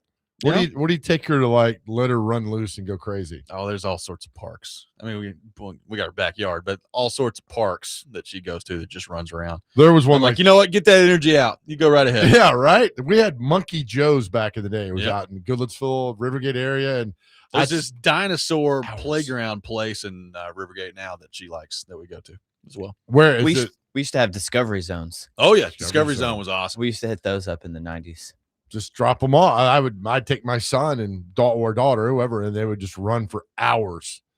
And then the whole goal was to make Yeah. them fall asleep on the way home. That's right. That's right. Yeah, it's Lost World's Dinotopia in Rivergate. It's over by like Best Buy and all that stuff. Oh, okay. Yeah. All right. Yeah. What's it cost? Like $15 Yeah, it's not that bad. to drop them off? Not Oh, that no, bad. drop them off. You're Not there. dropping her off, but it's not that bad. Do you take your laptop in and do a little work? And then I would do that. I just got the phone. So Try to be present with the child as much as I can. Sometimes. why do you want to do that? Yeah. Come on, man. Just gonna let her down later on in life. Yeah. Start now. But those places, I mean, to Michael's point, I mean, there's not a whole lot of places left where you can play these things, man. Right. It's just Game it's a Terminal lost is art. the Game Terminal is the name of that one place. There's one in Smyrna too, the same way that has just a ton of video arcade games from those days. Somebody says the Chuck E. Cheese coins will work at the bowling alley arcade in Franklin and vice versa, but people don't realize that. Oh, okay. I would never even thought to try it. Now we Good know. to know. Thank you. Good to know. Trevor says Circus World, many games of laser tag were played there. Circus World back in the day, Hendersonville. See, I've talked about this before. Nashville, our area here, and you could throw Nashville in the surrounding area. It's great. A lot of people are moving here. But I will say, like, people ask me sometimes, like, all right, what do you do around here? It's like, well, if you're coming in from out of town, the answer is you're going to Broadway and whether it's a bachelor party or a bachelorette party, whatever you're doing, and you're hanging out downtown. Yep. I do think we need more places around here that are like just designed for kids and the family. Like, I think we need more of that. Where there's a shortage of those type places around here. And maybe some of it's just the time we're living in. Like, Right. you used to have, go-kart tracks and mini golf courses and skating rinks and all these things, and those places just don't really exist anymore. Well, Like have you ever been to the Charlie Daniels Park in Yeah. Mount Juliet? Yeah. We need like 1,000 more of those around. Yeah. Because that is a fantastic park.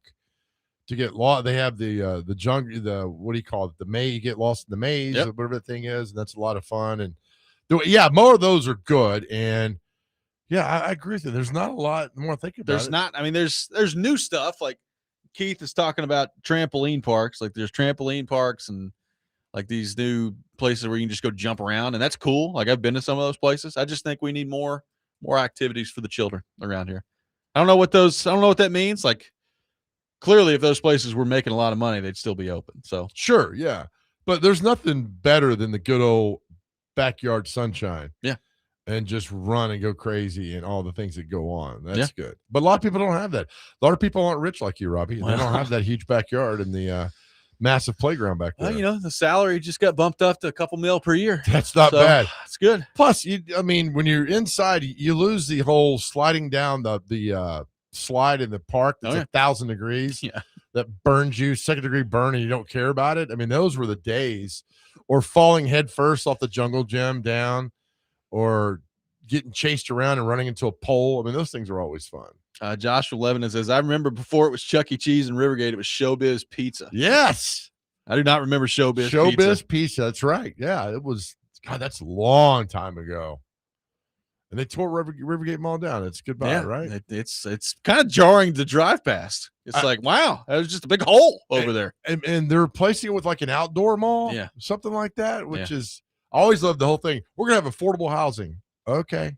We'll see how affordable this is when you're up and down, right? Exactly. We got this great one bedroom. It's $3,200 a month, and then you'll share your bathroom with your neighbor, but that's okay because you have your own spot. The electricity will work some of the time as well. Right. Put that in there too. 615-737-1025, our phone number. 615-737-1025. We discussed earlier this week a big contract signed to the National Hockey League. Well, there was a resolution on that yesterday, and we'll get into that and the aftermath that's going to have in the NHL. We got the Rob Rant coming up at 7:45, TD at 8 o'clock. All that coming up. Robby and Rexrode, 102.5 The Game.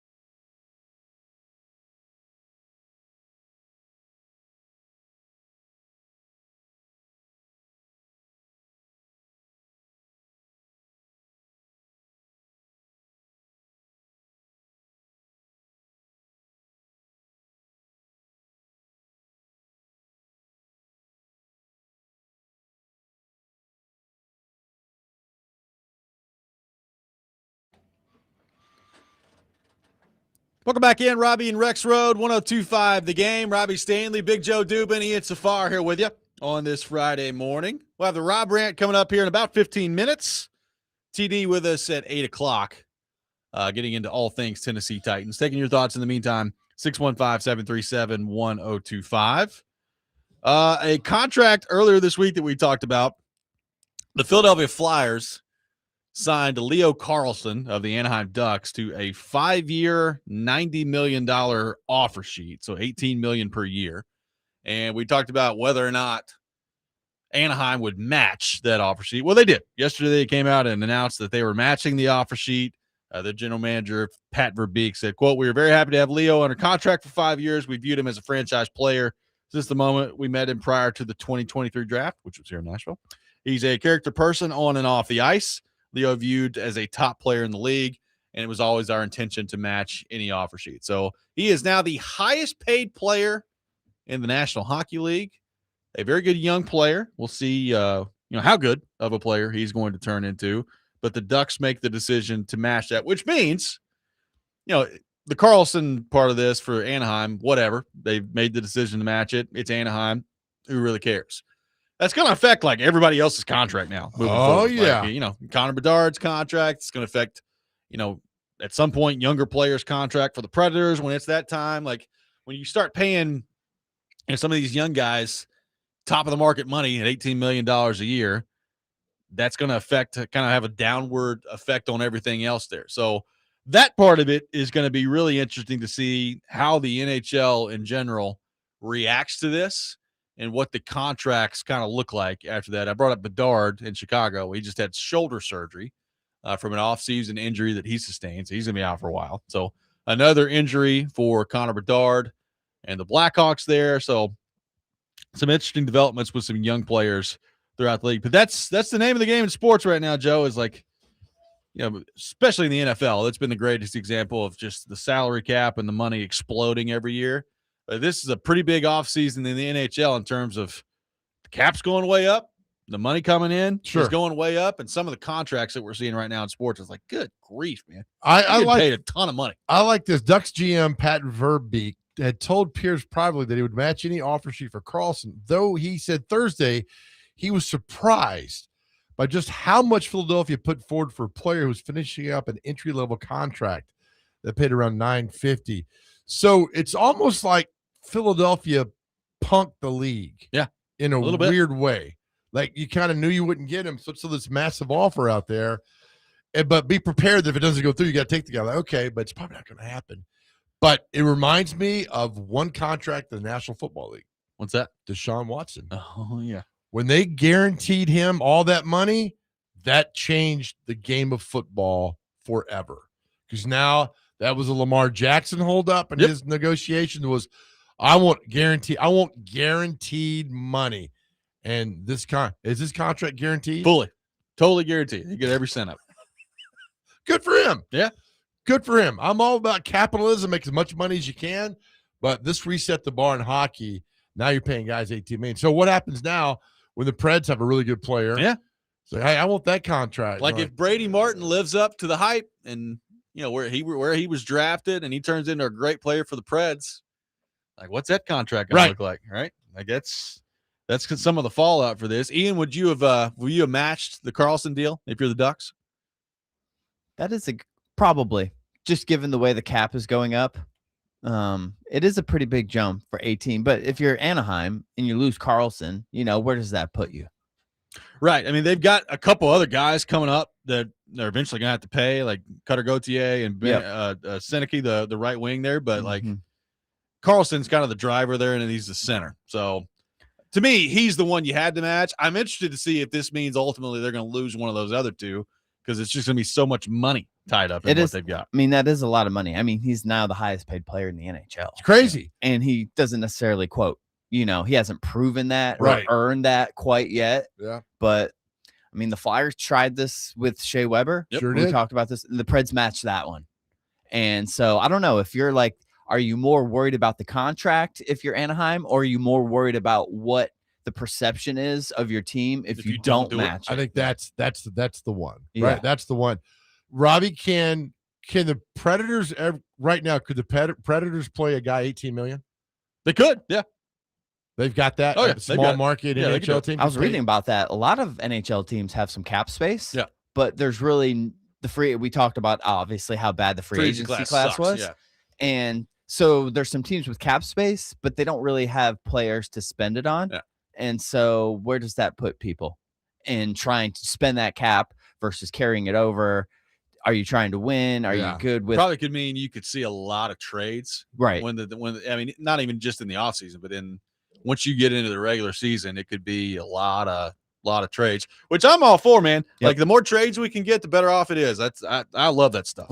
some deadline deals, and our team's going to be taking off extra bad contracts kind of from other teams to make the trade happen. Yeah, it's kind of like the Preds did with the defenseman from Bork. Was it Labushkin?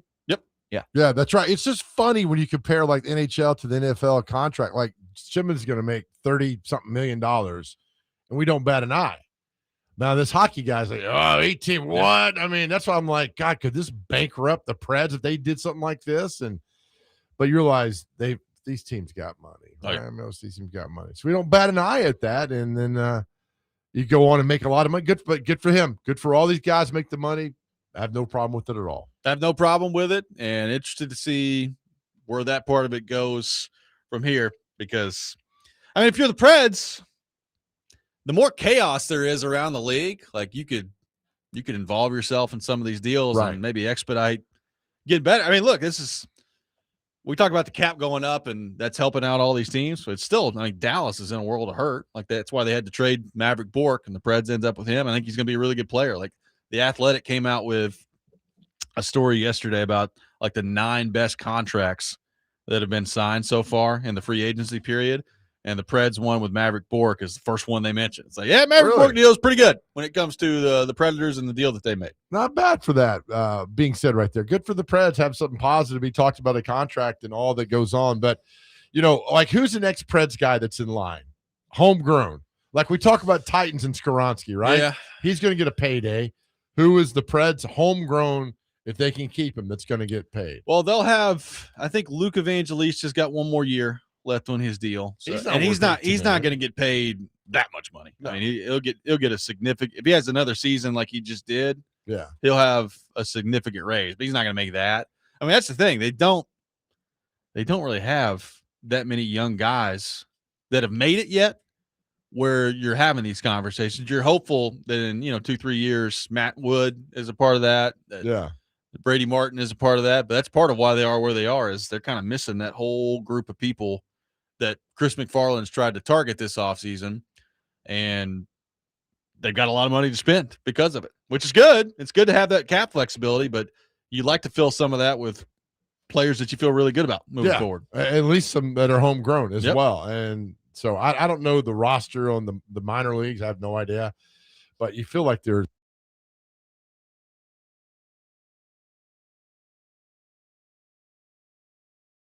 and he turns into a great player for you. And if you're worried about in 3-4 years time having to pay him $18-19 million, that's a wonderful problem to have if you're the Predators at that point. That means he's played really well. What's the largest contract in pro sports? Us, like football, baseball, because I saw where Ronaldo makes $200 million playing soccer. Yeah, the soccer contracts are pretty large. I mean, Ohtani stands out. Oh, that's right. Yeah. For baseball. And they're going to pay him till he's 250. Juan Soto made a lot of money, I think, for baseball. Soto's got, I think he's the answer. He's $765 million. Good Lord. And that's guaranteed. Yeah. That's baseball, right? Oh, yeah. I just remember the great quote years ago I heard about when they signed these big contracts to a lot of money, and it's like, it's really hard to be tough when you're sleeping on silk sheets. Oh, yeah. Yep. Right. And it's not their fault. Yeah. You earned it and all that, but if they'll pay it to you, whatever. It's about the grind, man. Yeah. Soto's at $765 million for his contract. I think Ohtani's, when you get through all the language in it, is somewhere around $700 million or so. I mean, Mahomes just restructured his deal. I mean, Mahomes is going to end up, by the time his career is done, making a ton of money. Oh, just making a ton, which he should. But a lot of these baseball players, like I'm looking at this list, like Soto, Ohtani, Mookie Betts done very well for himself. Mike Trout. A lot of baseball players on here. They've done If that. you're really good at baseball, it pays, man. I gotta laugh though. Every time I hear Ohtani, I don't know if you saw the video last week where they had like these really cute girls were dancing on the doing something. Ohtani was flirting with them, and the thing was, it's funny how he needed an interpreter for all the gambling for stuff? the gambling, but when he's picking up a chick, he's good to go. No interpreter man. needed. The language of love Yeah. is Yeah, international. right. I need no translation for this. It was Let me the tell you. first comment on there. I was like, "Oh, this is gold right here. This is gold." Tell you what, though, boy, is he fun to watch. Like I'm not, I grew up playing baseball, so in a certain way, I kind of love baseball from that way because I Right. grew up playing it. But I don't watch Major League Baseball. I just don't. Like it's something that, as my sports fandom has kind of expanded growing up to other stuff, like I just don't watch it a whole lot. Yeah. Every now and then, though, TV will be on and Ohtani will step up to the plate. And I'm like, well, I got to watch this because he may do something incredible here. Or What he's a- pitching, and it's yeah. just unbelievable. What I like about Ohtani is the fact that he made pitchers look good batting. Yeah. For years, a pitcher would go to the plate and who would act like he never picked up a bat Yeah, before. exactly. And you throw 3 pitches over their head and they'd swing at them all. I'm like, how is somebody so athletic as a pitcher can't bat and looks awful batting right there? And so to me, what Ohtani's done, he's made it like, all right, we can get this done. And there's a lot, I just think there's a lot of, not to that level, but a lot of great athletes in baseball who could do both if allowed. But you're not, that's very rare. I don't think happens at all anymore. I just looked this up. We brought up the $765 million Juan Soto deal. So I asked you, how much money is that per at bat? So AI is running this through. If you're talking, roughly 4 to 4.5 at bats per game on average over a full 162 game season, that would be approximately $78,000 to $89,000 per at bat. Every at bat. Why do you do this to me? I just, Why do At least for Soto's case, he's having a good year. Yeah, he is. Luckily for him, even though the Mets are terrible. But that's 80,000 per at bat. I'll never make that an entire year. Yeah. That's all I'm going to think about now is every time he goes to Every bat. time he steps in the batter's box. $70,000+. That's crazy. Woo. It's good to be Juan Soto. It is. That is amazing. But, they got the money to pay it out, and he got it. So good. Again, good for him making the money. That just seems so high to me. I guess the math has to check out there, but good grief. That's unbelievable. I laugh because back in the 70s, NFL players would have offseason jobs. Yeah. It's like Robbie Stanley is he's a linebacker for the Bears, but in the offseason, he sells insurance. And you can see him in his office up outside of Chicago and stop by and say hi to him. And he was like, that's the way it was. And now it's like crazy. My God, $70,000+ per at bat. At bat. 737-1025. Our phone number. The Rob Rant coming up next. Robby and Rexrode, 1025 The Game.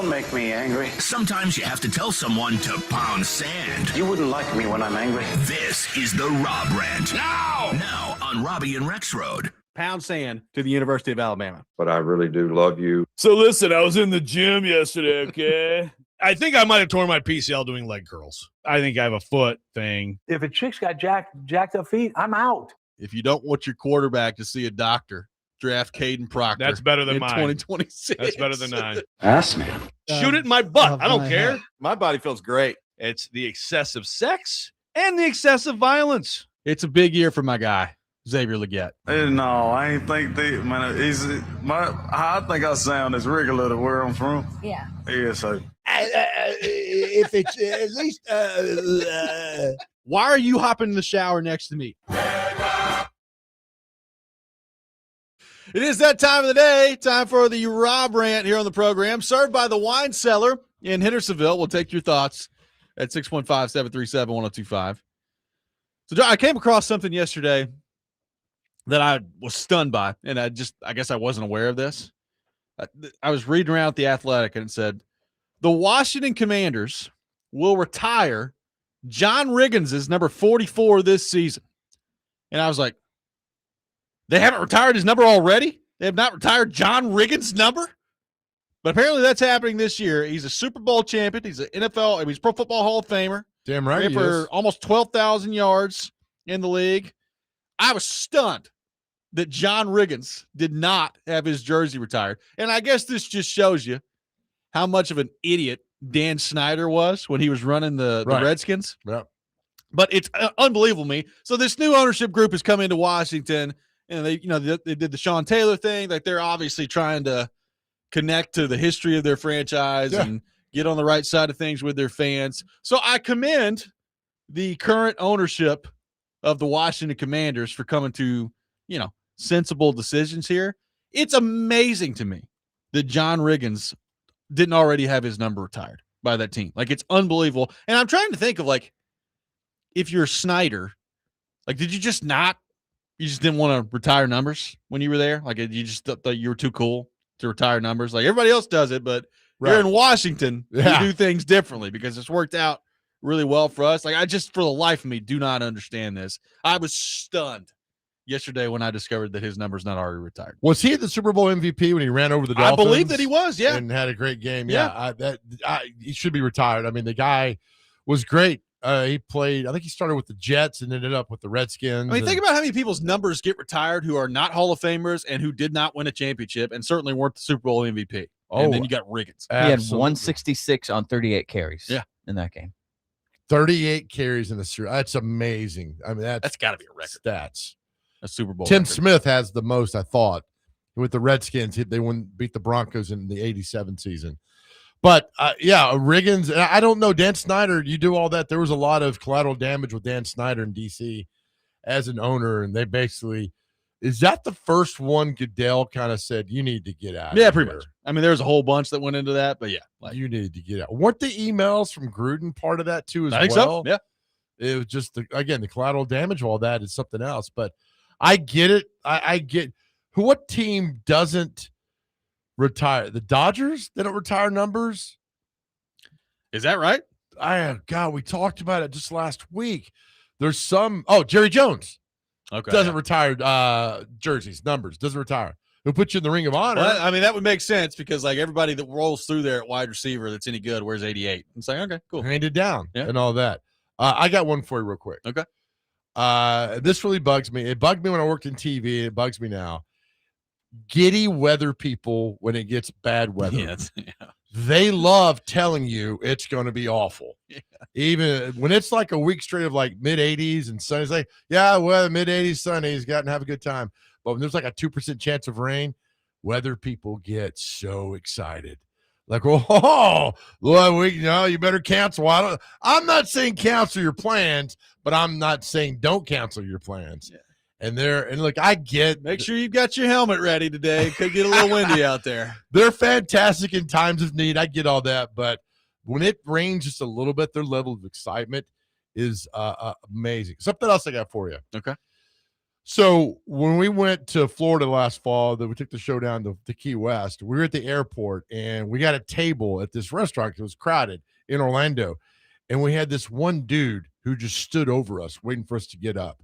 Don't be that guy. No, man. Don't stand over people at a table because it's really weird and It's awkward. very weird. And Frazier was telling me, he's like, don't say anything to him. And I'm like, Nick, I got to. He's like, don't cause a scene. I didn't. I backed off, but it was just driving me crazy. So stop. I've never doing seen that. anybody do that. Just Dude, standing why over not? the top of your table? Oh, They'll stand over top till you get. They'll stand right behind you till you get up. Yeah, And so I it's, don't know that at I a respond restaurant, well to that. Yeah, but this was at an airport restaurant. Yeah. So they're all, everybody's in a hurry. I get it. Like there's confined spaces a little bit, but Just wait for I us to get up. never would do that. So what that did is I delayed my sitting there even longer. Like when I'm in a parking lot and you honk at me, I'm gonna put it in park. I'll be there all day. I'm putting it in park.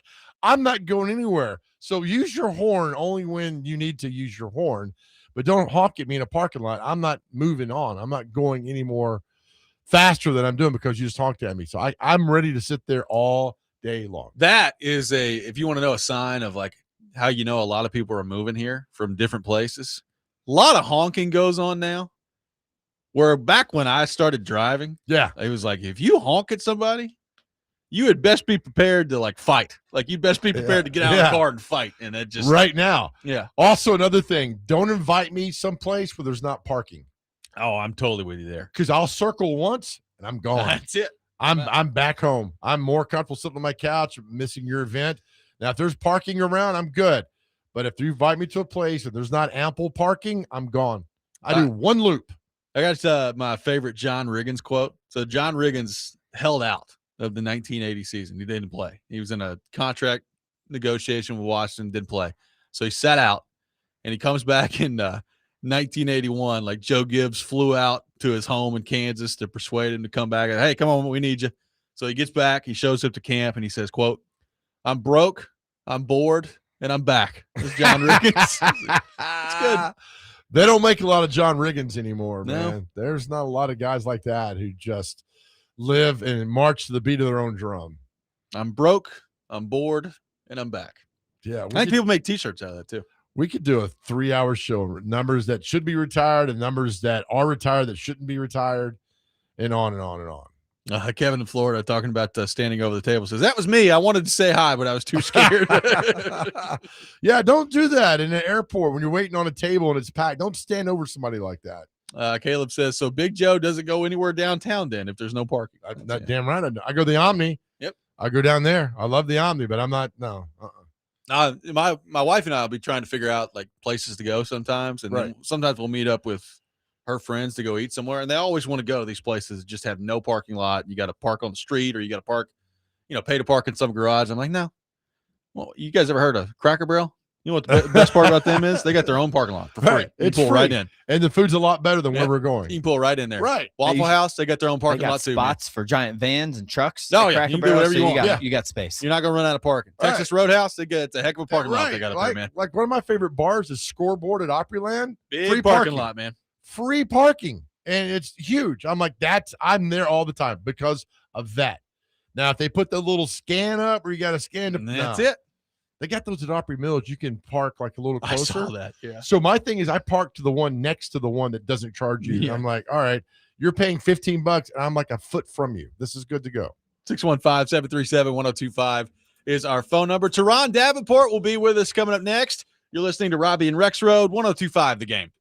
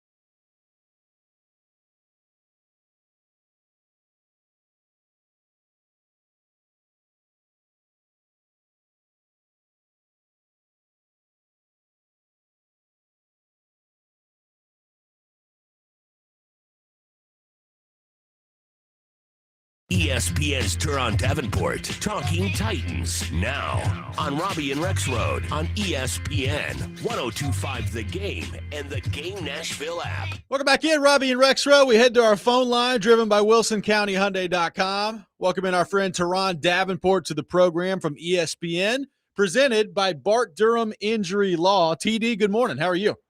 Hey, good morning. Good morning. What's going on, fellas? Not a lot, man. Appreciate you taking time to be with us. We were talking a few minutes ago on the show, TD. We broke down the Juan Soto contract per at-bat. According to AI, anywhere from $78,000 to $89,000 per at-bat for Mr. Soto. It's good to be him when he steps in the batter's box. Yeah, it is good to be him. I got to see 3 of his at-bats live yesterday. Nice. And, saw him crank his 21st. He had a couple nice plays in the field, so I definitely was pleased with the investment. Absolutely. Very good investment on that front there. TD, we're just a few weeks away from camp here, and I want to start with you on this. You know, I felt like after the injury and he got through it last year, J.C. Latham played better and started to look a little bit more like the J.C. Latham that we hoped that we would see, but obviously a pivotal year for him heading into this year. What do you make of kind of where things stand with Latham, and what are your expectations for him as he steps into his 3rd year now? I mean, there's no other way to put it. It's a question mark, right? And he was dealing with something, and that's why you didn't see him in OTAs and minicamp. So there's yet another question that's added to the whole equation. So I think when you look at him, this is a do or die year. Like, you really got to step up. You're a high draft pick. You're a guy this team invested in and expected to be one of the bookends, and I think it's time to live up to it. And hopefully for his sake, he can stay healthy. He can continue to be strong mentally and, you know, turn things around and get things back on course to where it's like, okay, that's a draft pick that was invested. This is a position that you don't have to worry about. It's set. That's your right tackle, and you figure out what you're going to do at left tackle with Dan Moore, you know, in the coming years. TD, you wrote about this yesterday at ESPN.com, the fit with Jeffrey Simmons and Robert Saleh, and we talked about it a little bit after he signed the new contract, but you're looking at a situation where if you're Simmons, I mean, you've got John Franklin Myers now in the fold. There are some question marks out on the edge with some young guys, but if those guys can, you know, come up in there and step up and work out well, you could be looking at a really nice front for the Titans on the defensive side of things. And then there's just, you know, Saleh in general and the background that he's got on the defensive side of the ball. So what are some things, I guess, that really stand out to you when it comes to Simmons, the fit with this new coaching staff, how well equipped he is with the players that are now around him?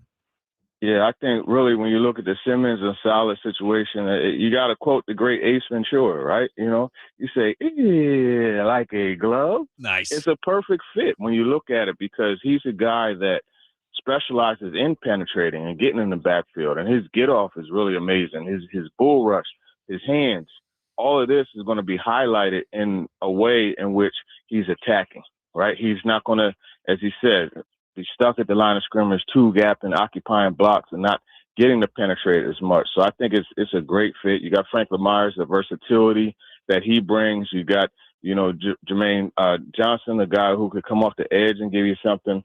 So I think there's a lot. But I tell you a guy to really take a close look at and just think about as training camp goes is Jacob Martin, right? He's another one. And then you got Keldrick Falk, who could give you, you know, a little bit of length inside and then play outside as well. But back to Simmons, I think really that's going to be the key. And they paid him accordingly. And that's a guy, I think his numbers are going to go up. And I really expect a big year out of him. Turron Davenport is with us. TD, how quickly do Cam Ward and Carnell Tate have to be on the same page together? Is it game 1? Is it game 4? Is it concerning if it's not till game 9? But how quickly would you like to see those two guys on the same page together? You got the number 1 pick in the draft. You got the number 4 pick from this year. I think it needs to be soon, but what's realistic with this? Yeah, I would say week 2 is when you want to see them absolutely on the same page. I mean, you could go even later than that, but I think when you look at, you know, that week 2 matchup, man, you got Cooper DeJean and Quinyon Mitchell. And let me tell you something. No one's really talking about Quinyon Mitchell, but that's one of the best corners in the league, right? And so Carnell Tate is going to have his hands full with him, you know, especially if they do cat coverage. So to answer your question, Big Joe, I would say going into week 2, but I mean, realistically, I would say by week 3, week 4, that's when you really are going to start to see it connecting. But hey, they're down in Houston throwing together right now, so that's a positive thing. Oh, I like that as well. I asked Robby this the other day, and I want to ask you because I value your opinion quite a bit. Thank you. Who needs to be Cam Ward's best friend on the field? I've heard receivers, tight end. Somebody said Tony Pollard's got to be that guy. But who do you think needs to be Cam Ward's best friend on the field? Oh, yeah. For me, it's real simple. It's Wan'Dale Robinson. Because, yeah, you mentioned Cornell Tate and he being on the same page. But the key is to everything, in my opinion, is going to be Wan'Dale Robinson. He's that guy that, you know, 3rd and 5. You need it, right? He runs that choice route. Boom, they're on the same page. They read the leverage the same. Cam throws it to a spot. Wan'Dale Robinson goes and gets it. You get a whole fresh set of downs, and that gives everybody else more opportunity. So to me, it's all about that best friend, that Wan'Dale Robinson and Cam Ward relationship. And, you know, people are like, well, you know, quarterbacks usually his best friends at tight end. And I think in this case, it could be down the line. But I like what you're saying about Wan'Dale. I think that's a perfect answer for that. And maybe Gunnar Helm becomes that guy for him down the road. Yeah, Gunnar Helm is already a guy that he really likes. He targets. I mean, you look, I think it was like, it was some crazy number, like 44 out of 50 targets were completed, something crazy. But, you know, you mentioned the tight end. The things that Wan'Dale Robinson does out of the slot, those are basically tight end routes. So, you know, it's the same concept. So, TD, there's been a ton of roster turnover, both this year, but really the last 2 years. Like, since Borgonzi's been on the job, there's a ton of roster turnover. So I say that to say there's not a whole lot of guys in there that have been there for that long.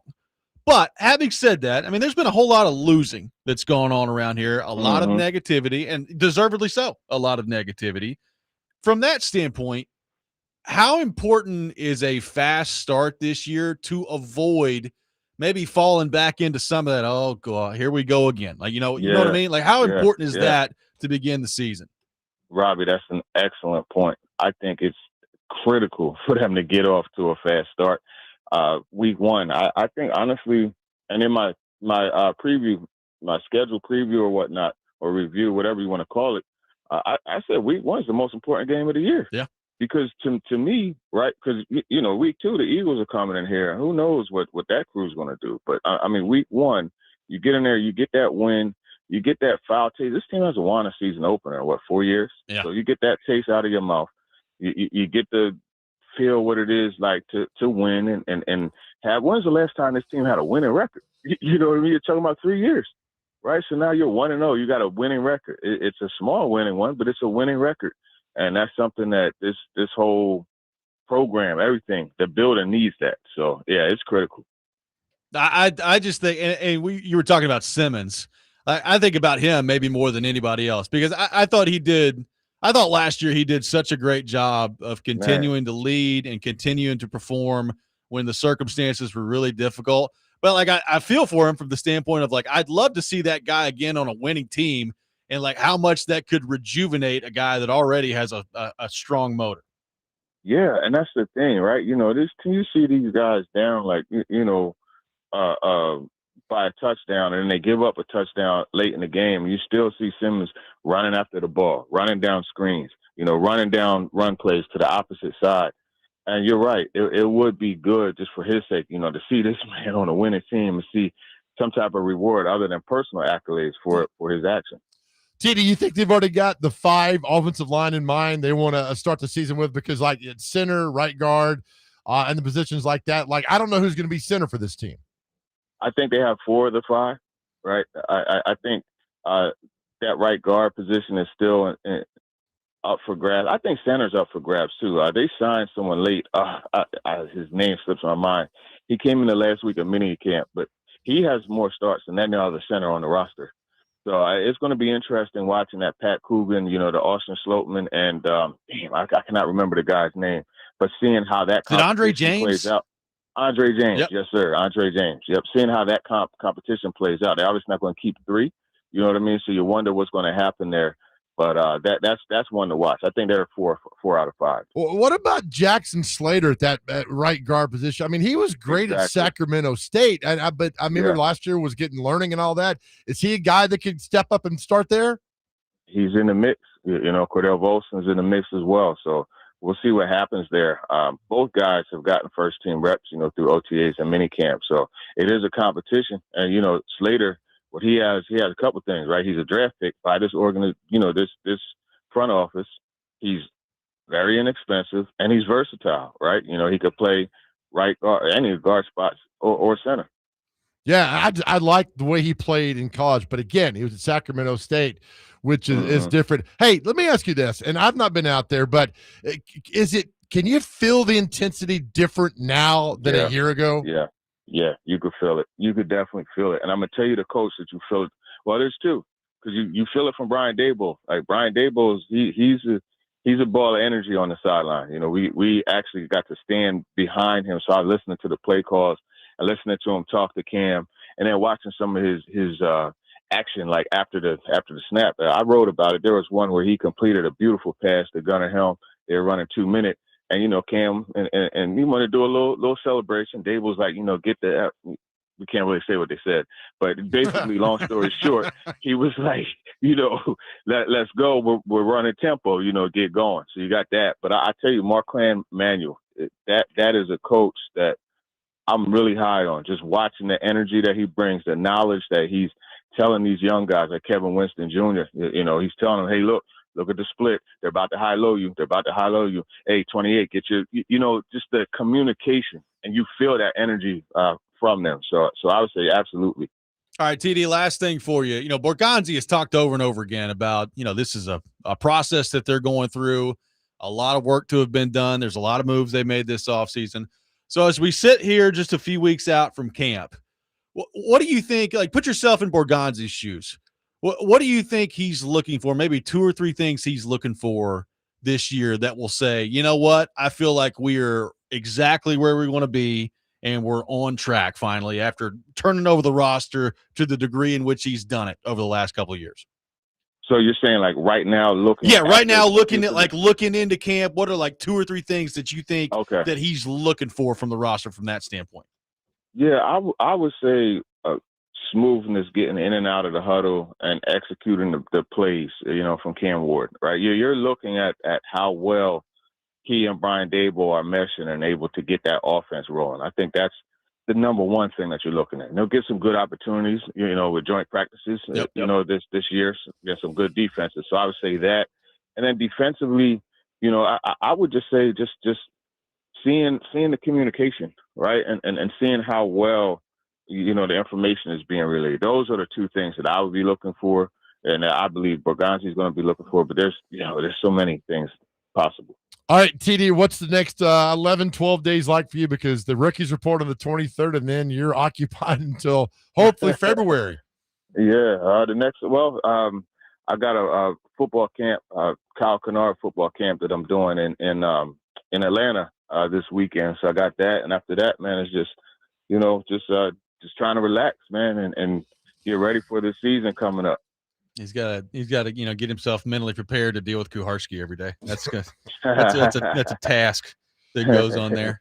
It's a task I like, though. That's my guy, is. Man. That's right. I rock with Kuharski, man. Same. Love it. So, TD, great stuff, man. Appreciate y'all as always. If I'm not mistaken, you're going to be on with Jake, right? Coming up here in just a few minutes. Yes, sir. Coming in. I'll see you guys in a little bit. We in the building. Sounds good. So he'll be right in here. Coming up at 9 o'clock with Jake Lyman. TD with us every morning or every Friday morning at 8 o'clock here on the program, presented by Bart Durham Injury Law. We'll react to what TD had to say. Coming up next, Robby and Rexrode, 102.5 The Game.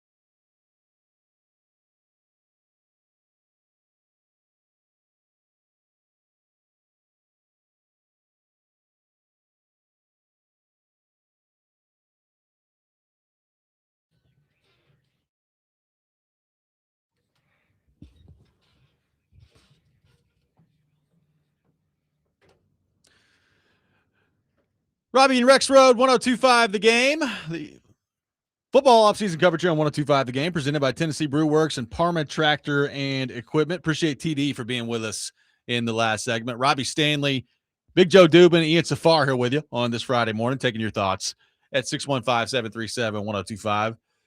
I mean, we've talked about the Jets game, but I really think like the beginning of the season as a whole. So whatever you want to cap that at, the first 4 games, the first 6 games, whatever it is.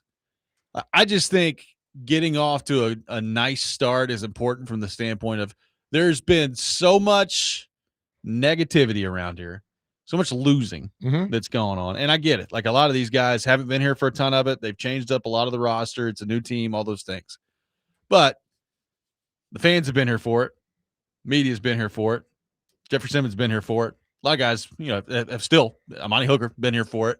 If they get off to a slow start again and, you're 2-4 or you're 1-3 or whatever it is, whatever you want to qualify as the start of the season, and it's bad again. Yeah. I just think human nature, Joe, there's naturally just like, oh, God, here's this long slog again of a football season that we're about to have to go through. And that's, that's beyond all the Cam Ward stuff and all the discussions that go into all that. I just think from a mental standpoint, getting off to a good start would do wonders for this team. That's why the Jets game is so monumental to what they're trying to accomplish. You have to win that game. I'm not on the company of, we lost 21-14, but we played really hard. I'm done with that's the old Vanderbilt football mindset. We're done with that. You got to win this game. You've got to beat the Jets. You've got to show that it's different. And TD talked about the intensity's different. Everything's different.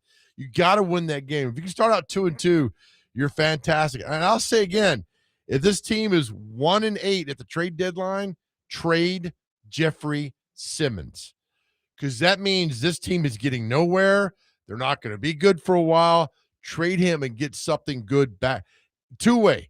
Trade him so he has an opportunity to win a Super Bowl, but don't trade him the AFC. Trade him the NFC so you don't see him much. Yeah.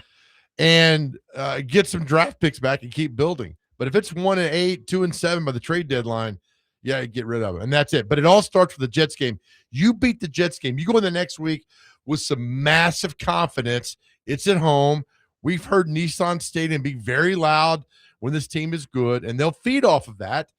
And then the next year on the road. But the Jets game that's all I'll be thinking about is the Jets. Chris asking what I consider a good start, with 3-3 qualify. Yeah, I mean, I'd sign up for 3-3 right now if I was the Titans. Right. And, there are plenty of teams around the league that probably wouldn't sign up for that. But based on where this team's been, I mean, they've won 3 games each of the last 2 years. So if you're telling me you've matched that win total 6 games in, I'll take it. And then you go from there. And then you look at the schedule. First 6 games are not easy. First 6 games aren't easy. Like you got Philadelphia in there. You got at Baltimore. You got Houston. You got Indianapolis. Like there's some tough games in there. If they end up 3-3 out of that, I'd be thrilled with that. If absolutely. I'm all day for all that goes on. And that just look, this team was 6-28 over the last 2 seasons. It's hard to do. It's really hard to do. Yeah, you're right. And then 23 wasn't really good. Vrabel's last year. 22, they bottomed out on everything that went on. So now it's a fresh start. We forget about all that stuff, move forward, win the game versus the Jets. It's not a good football team. You can get it done. But if you lose at home to the Jets, then everybody starts chirping, everybody starts talking, and then you go 0-2. Then you got to go on the road versus the Giants of Baltimore. This is the first time they've seen Derrick Henry since he's been gone? Yeah, that'll be the first time. So he'll probably run for about 300. So, well, there he goes again. But if you beat the Jets and you get going, man, the mindset is completely different with everything. That's why I keep focusing on that game.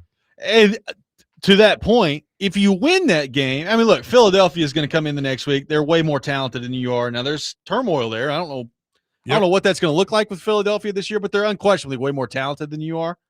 But you got the Giants. I mean, the Giants aren't good. The Giants are in a similar spot that you're in. That's right. Right now. So you win that Jets game. I mean, you've got an opportunity to, see what happens against Philly. I think you'd like your chances against the Giants. Like I said, I think momentum can be a real thing. Like when you start to get, a positive vibe going your way, I think you can ride that for a little while, especially with a young quarterback where, if you can find some way to get him some confidence established, I think that's huge. Yeah, I mean, the Giants game's not going to be easy because that's up there, and the day ball, the old coach is coming back to town, and they're not going to talk about it. The Giants aren't talking about it, but we're going to talk about it to happen and get things going. But, yeah, you're right. Philadelphia is more talented right now. But, again, there's a lot that's going on behind the scenes of Philadelphia. It's not really good to get things going on. And then I'm not worried about the back end of the schedule. I'm not. I'm just worried about that first four. You do the kind of the quadrants of the schedule. Those four games are massive. And if you can come out 2-2 and then 3-3 after that, yeah. So good. I think so TD, your question about who needs to be the best friend. I think PK said Wan'Dale Robinson. TD said Wan'Dale Robinson. So Robinson emerging as the popular answer on the question you asked of who needs to be Cam Ward's best friend out there. I didn't realize how small he was. He's little. He's shifty. Yeah. But if he could be that guy and find your go-to, I mean, the slot receiver is just redone football because the slot receiver wasn't around in the 80s and 90s. No. Oh, and the Titans haven't had a good one in a long time. No, who was a good one that they had? I mean, that's the thing. They could put guys in there like AJ. They put in the slot every now and then. Back in the day, they could put D-Mace in the slot, but like they've had some dedicated slot guys. Like they had Adam Humphries, and he felt like he got concussed every time he stepped on the field. That poor guy. Kyle Phillips got hurt all the time. He's a training camp hero out there. So they've tried to address it, but it's not going very well. I mean, Kendall Wright back in the day was in the slot, but yeah. I was a big fan. Humphries, I think, would have been fine. I think it was a good signing. He just couldn't stay healthy. And the concussions were like that dude should have stopped playing football. I think he lasted a couple more years, but I was on board with that. With that signing with Humphries, but it's like you go back to Derek Mason when he played. That dude was always open. Yeah, he was always open. If you watch a lot of those games, that was McNair's guy. Because Wycheck in 01 and 02 was still kind of there, but Mason became that guy for McNair. Hopefully Wan'Dale can be that guy for Cam. 615-737-1025. Our phone number, 615-737-1025. More of your thoughts to get to on the Titans on our phone and text lines. We'll do that next. Robby and Rexrode, 1025 The Game.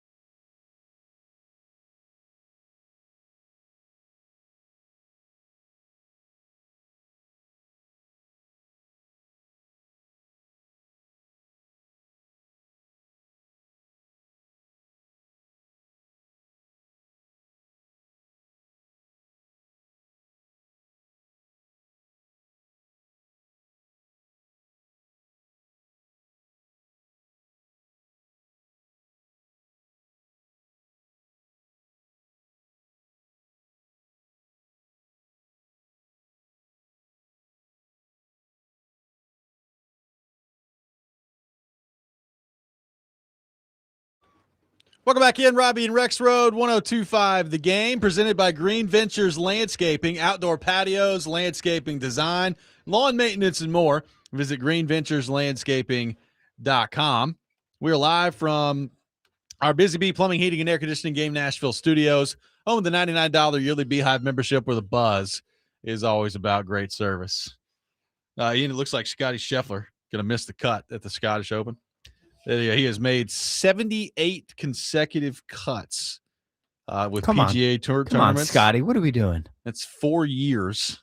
The next close, he's 51 more than the next closest. Good Lord. When it comes that way. But it looks like he's going to miss the cut. Is That's our the Scottish Open. Boy Snedeker, did he make the cut? That's a good question. I don't know. I need to go look at the, at the board. And We got a major. Stands. We got a major next week. Major next week. Like we gotta get ready. Step up here. What's going on? Apparently, he was mic'd up out there and hit a bad shot. So So said, "quote I'm so bad, just awful." So what is he gonna do for these next couple of days? Just He's stuck out there, right? Explore some Over, scenery. so in over Scotland. there across the pond. Yeah, he's not coming back Getting home. ready. So we got a couple extra days to sightsee, I guess. so. Get a little rest. See what happens on the range. Might need to go practice. Get out there on the range a little bit. Is next week the final major of the year? It is. God, it goes by so fast. It does. It goes by very quickly. Taking your thoughts on the Titans, 615-737-1025. Somebody says, Joe's lost his mind on Simmons. They just signed the largest interior lineman contract in the NFL. They did. I mean, you still could trade him. After You're that, 2-7, Yeah. and you got the best defensive tackle. What are you getting out of this? Right? I think he's a hell of a player. They need to see, on so many different fronts, the quarterback being at the top of the list, but you can throw the head coach in there. You can throw the investment in Simmons in there. There's so many reasons why you need to see them take a meaningful step forward this year. Absolutely. From and beyond just the, hey, they're more fun to watch and look better thing. Yeah, that's great. But they need in the win-loss total, they need to take a meaningful step forward this year. Well, every year there's a team that was awful the year before that comes back and turns it around. Why can't it be the Titans this year? Why can't it be this team to go out? I mean, they're not the greatest team in the league, but I don't think by any means they're the worst. Well, look, you don't have to turn around that much either. That's the other thing. Like, you know how hard it is to go 3-14 back-to-back years in the NFL? That's hard. Like, you almost have to try to do that in today's NFL with the way that right. I'm serious, with the way that the rules are set up. Like, it's a league that's designed for you to, when you're bad, get pulled, almost drugged back to the middle. Yeah. So, like, to be that bad a couple years in a row is hard to do. That's what I'm saying. Like, I don't even win 10 games this year. Win 8, win 7. That to me is a meaningful step forward. Based on what we've seen. I agree. I go back and like the 98 Rams were one of the worst football teams I've ever seen. They went 3-13 that year. Yeah. 99, they win the Super Bowl. The Colts with Manning that first year in 98 were terrible. Then they go 13-3. So turnarounds can happen. They happen all the time. Why can't it happen now? Got a new coach who I think is a fantastic head coach. I'm a big Robert Saleh fan. Dable came in here, and he's going to revitalize this offense. There's a lot of pieces that, if put together, can make this football team really good. But if you're 2-7 or 2-8 at that deadline, and you have the best defensive tackle, and it's not getting you anywhere, why not? I mean, I don't want that. That's the worst case scenario to happen.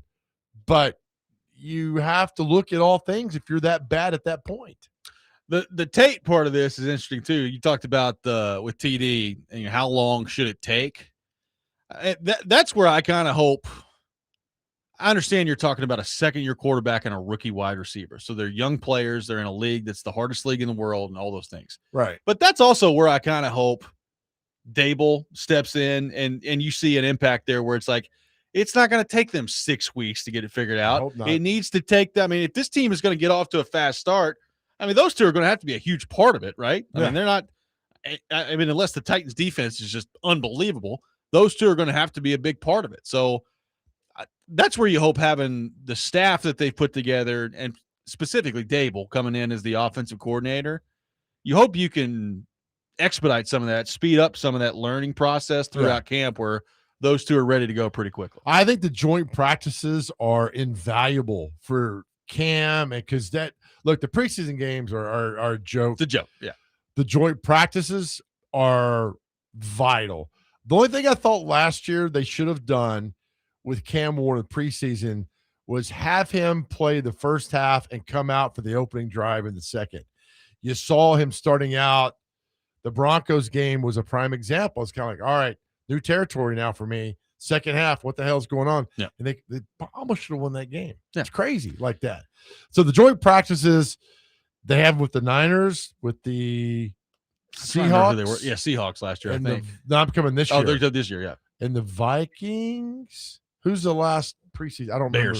Bears. Bears are coming there? I think Bears are coming Okay. Yeah. So if you get some good joint practices and do this, I think that's invaluable to the team and to Cam Ward and get on that same page. Well, the other thing, like on the Tate front, like all the talk in the draft process was like, this is the most NFL ready receiver right now. Like he could step in and he could play in the NFL right now. It's like, okay, well, if that's the case, I need to see it immediately. Yeah, right. Like, right. And we'll get into as time goes, about whether or not he's going to live up to being drafted at number 4 and if he's going to turn into an elite wide receiver, which he needs to be if you're drafting at number 4. But I don't need him to be elite out of the gate. I'd love for him to be, but I don't need him to be that. But I do need him to be impactful out of the gate. Like you got to step in, and you may not be going for 10 catches and 140 yards every week, but can you come up with some big plays in the game? Can you get 5 or 6 catches in the first couple of games every week and 75, 80 yards? Yeah. Like if he gets that to start, I'll be happy with it. And then we can worry about kind of the long-term, where does he stack up in the elite wide receiver conversation later on. But like based on the reports around him and everything that was sold about him at the draft process, like everybody talks about how NFL ready-made he is. Well, I need to see that early. Were you shocked they took him? Yes, I was. And it may end up being a great pick, but based on kind of what my expectations were heading into the draft, I mean, shocked. I was very surprised that they took him where they did. Now, I at the time, I was very surprised, but now I'm good with it. Does that make sense? I'm excited about it. Yeah. Yeah. Like, I still have questions as to whether or not he's going to turn into like that 4th overall upper crust elite of the elite wide receiver. But I also, I mean, look, I can only rely on what people who are at minicamp and OTAs and all that said, but looks like he's looking pretty good out there. So we'll see if that translates to the games. I mean, look, it's always, to me, when you're talking about just excitement, I'd much rather you take a wide receiver than, and it's as exciting as an edge rusher can be. People who score touchdowns are just naturally going to be more exciting to people. That gets you off your butt Yeah. and gets going. I just think it'd be great for the final season in Nissan for them to go out and win this division.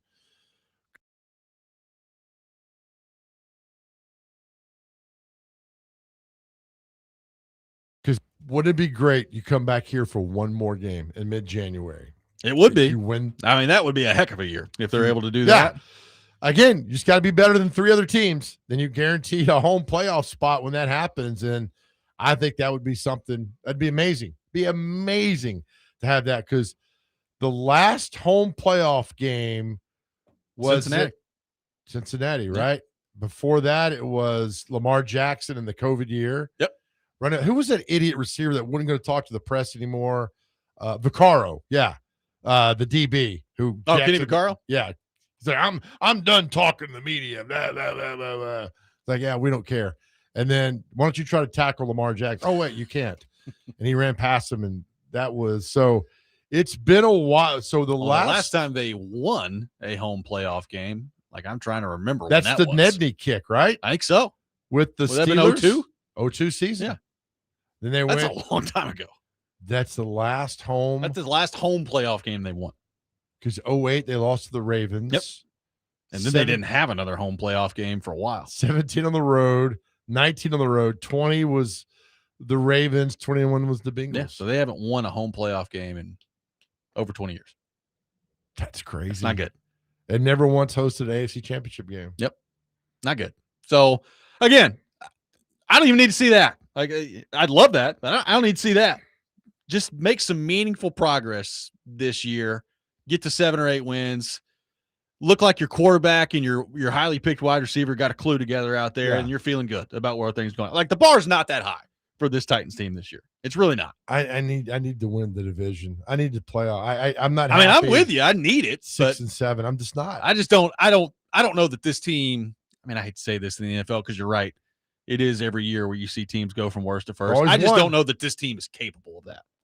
There's always one. There is. I mean, I think that defense could be a whole lot better now with Simmons and Myers and those guys up front. And the secondary, how good can they be?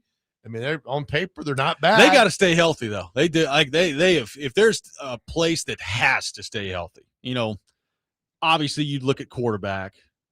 You want your receivers to stay healthy, but like a place this year where they have to stay healthy, like at corner and safe, like they have to, because if they get it like one injury at corner, that's a problem. They get one injury at safety, it's a big problem. I was just looking here at I'm on their website. 27 years ago was Javon Curse, 1999.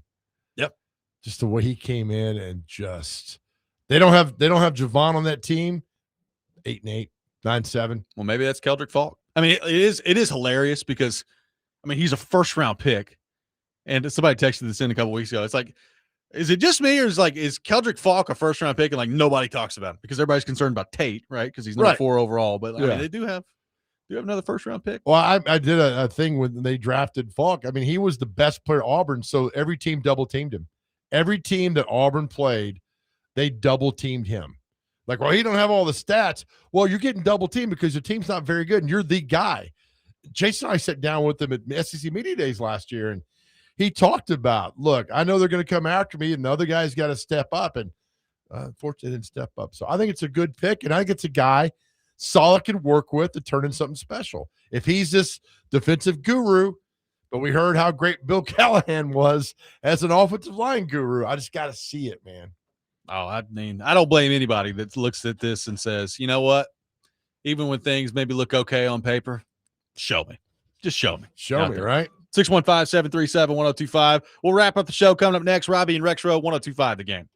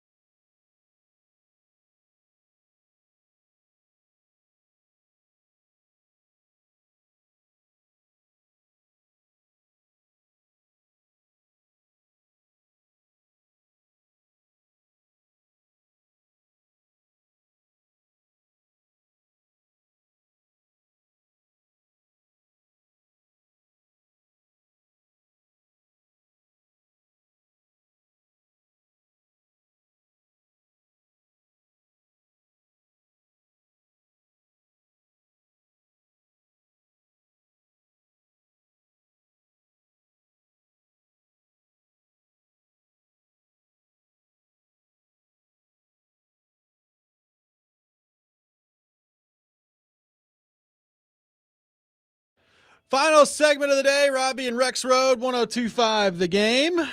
Taking your thoughts at 615-737-1025. Caleb says still good veteran corners out there. I'd be willing to bet that we bring one in. We'll see.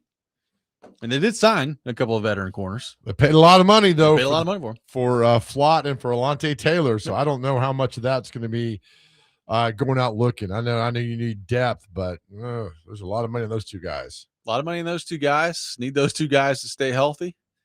Or you need somebody to just be way better than we think, behind the scenes, too. I mean, the Titans kind of do for some of that, too, right? Like, need some younger players to step in and be like, wow, that guy's way better than I thought he was going to be. So you're not a fan of these new DBs, are you? I mean, I think they're fine. Like, I think if they stay healthy, Alante Taylor, Cordell Flott can be good. I don't think that they're like some shutdown corners or anything like that. So the Titans have been way worse off at corner than those two. I'll say that. You are correct. They've been way worse than those two. So I'm fine with Taylor and Flott. I just am scared to death one of them's going to get hurt, and it's going to be like, oh, so the Titans have signed some dude off the street that hadn't played NFL football that's out there starting for him on Sunday. I've seen way too much of that lately. Well, I mean, it's Watch Snead be like starting. Yeah, Snead go to Kansas City and just be an back at absolute Chiefs again. superstar. Oh, that's going to happen already. That's a done deal.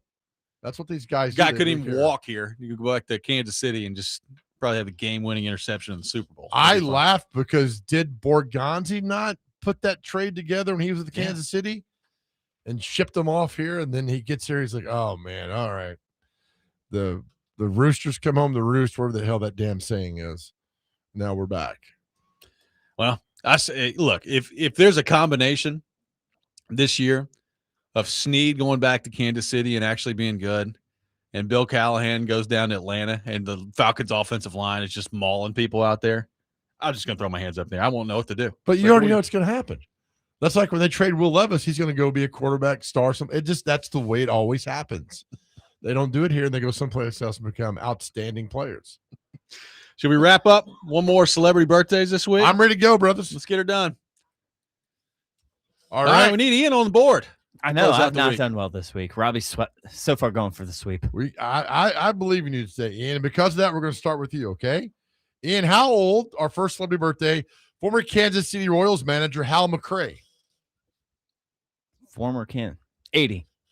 84. 81. You're on the board, Ian. Robbie, how old is famous tennis player Virginia Wade? 66. 77. 81. Ian, how old is Andre Dawson? The Hawk. 62. 67. 72. Robbie, how old is, and he just got elected to the Hall of Fame, former Niners running back Roger Craig? God, that's a good question. I'll go 71. 58. 66. Ian, how old is Urban Meyer, who left football, if you didn't know, to spend time with his family? He did. Good old rural. 67. I'll go 62. 62 exactly. Oh. Robbie's up 2-1. Robbie, how old is, he had so much potential, NFL wide receiver Antonio Brown? 41. 39. 38. We're tied at 2. Ian, how old is the great singer Jessica Simpson? It's 44. 46. 46 exactly. Yeah. 4-2, Robbie. Robbie, how old is Mavis Staples? 73. 80. 87. Ian, how old is Arlo Guthrie? Who's that? He's a folk singer. 85. 74. 79. Robbie, the lead singer of Rascal Flatts, your favorite band, Gary LeVox. I'll go 59. 55. 56. It's now 4-3. Ian, how old is Bella Fleck? Bella Fleck in the Flecktones. Yes. I know that one. Well, I don't know how old he is, but I do know that band. You're down 4-3, buddy. Bella Fleck. He's probably around 65. I'll go 68. 68 exactly. Boom. Robbie's up now 6-3. Robbie, how old is singer Neil Tennant? He's the lead singer of the Pet Shop Boys. One of the two. 62. Pet Shop Boys. Say it, Ian. 60. 72. Were you swirling 7 right there? Like no. 7? Okay. Just to make sure of that. 2 more for you real quick. Because Ian, you're down 6-3. I'm gonna give you a chance to do this, but Robbie, you're up now. How old is rapper singer Angel Hayes? One of your favorites. Yeah. 45. 50. 35. And finally, country singer Ian from Nashville. Country singer Ken Mellons. How old's Ken Mellons today? 70. 83. 61. With that, Robbie Shout out wins to Ken. 6-3. Good job, Robbie. Thanks. Robbie, you're good at this game. You might give old Charles McCabe a run for his money. Well, I feel better about it than Dr. Crane. I love Dr. Crane, but he gets smoked in this one. His winning percentage is like 4%. He's like the Titans of celebrity birthdays in the last couple of years. He just doesn't. Some days he has a good effort, but otherwise it's not very good. Does LeBron sign anywhere this weekend? Are we coming back on Monday and he's still unsigned? Depends on what voice memos he gets. That's true. I really do hope Charlotte sends him a good one. And then who's another NBA team that nobody talks about? The Hawks? Sacramento. Yeah. Who's Hawks is a good one. Who's your all-time favorite NBA player? Dwayne Wade. It's pretty good. Yeah. He's my guy. I'm Dominique. Dominique? I loved him. Ian? Crazy. Probably Is it Jalen Brunson? No, I don't think it's Jalen Brunson, although he's not far behind. It was probably in my younger age Knicks. In the 90s, I really liked John Starks, Allen Houston, and Mark Price. That's good. Mark Price is a good one. Because I was living in Cleveland. I can't believe you didn't say Shaq. He's your best friend now. We're tight. It's a given. I'm not going to – I mean, it takes a while, but, yeah, he's my best friend. Mark Price is a good one. Mark Price and Brad Daugherty on that Cavs team. Brad Elo. Craig Elo, maybe. Craig Elo, yeah. Would have gone down in history had Jordan not made that insane in the air, moved the shot. Hanging at the foul line. Shot on Elo. Good. I was living in Cleveland during the 90s, and that stretch there from the 80s to the 90s with the Browns and the Cavs and the Indians with the baseball team. It was a good stretch, but they just had so many close calls. Payoff. It was a rough time there. I mean, Cleveland's got to hate Jordan. Has to hate. I hated Jordan as a kid. Absolutely hated him. Between the Knicks and the Cavs, oh man, could not. I hated him. Oh yeah. I think Reggie Miller, he's up there too. Had he won just one championship, would be talked about in a different era. Yeah, I agree. So good. I mean, the game against the was it the Celtics or the Knicks when he just hit every shot left and right. It was amazing. Wade was my guy. Loved watching Allen Iverson. That was a lot of fun to watch. AI. I'll tell you another one that was really, really good. And then he was kind of run off the rails a little bit. Gilbert Arenas. I loved watching Gilbert Arenas play. And then there was one day he showed up to the arena in Washington with like a gun and got sent to like prison or something or whatever it was. Well, what's your fandom with the Heat? It's no more of a story than I was a kid. Didn't really have an NBA team. Shaq and Kobe split. I followed Shaq. That's what it was. And then I discovered Dwayne Wade. That's all it was. Followed Shaq. So people were like, all my friends are picking Shaq or Kobe. I was like, yeah, I'll just go Shaq in Miami. That's Good what it was. move. That's right. So I was original Heat bandwagon before LeBron. Yeah, the Heat when I was growing up, and then Ronnie Cycli, Glenn Rice. I mean, that was fun to watch back in the day. And Pat Riley down there. Pat Riley, Lonzo Mourning. Oh, yeah. Good stuff. It was. Big Joe, thank you for being with me this week. All right, brother. Good to see you, man. Yes, sir. Hope everybody has a great weekend. Rexrode will be back on Monday, and we'll break it all down. What happens in sports this weekend. Next man up, coming up next with Jake Lyman and TD. You're listening to 102.5 The Game.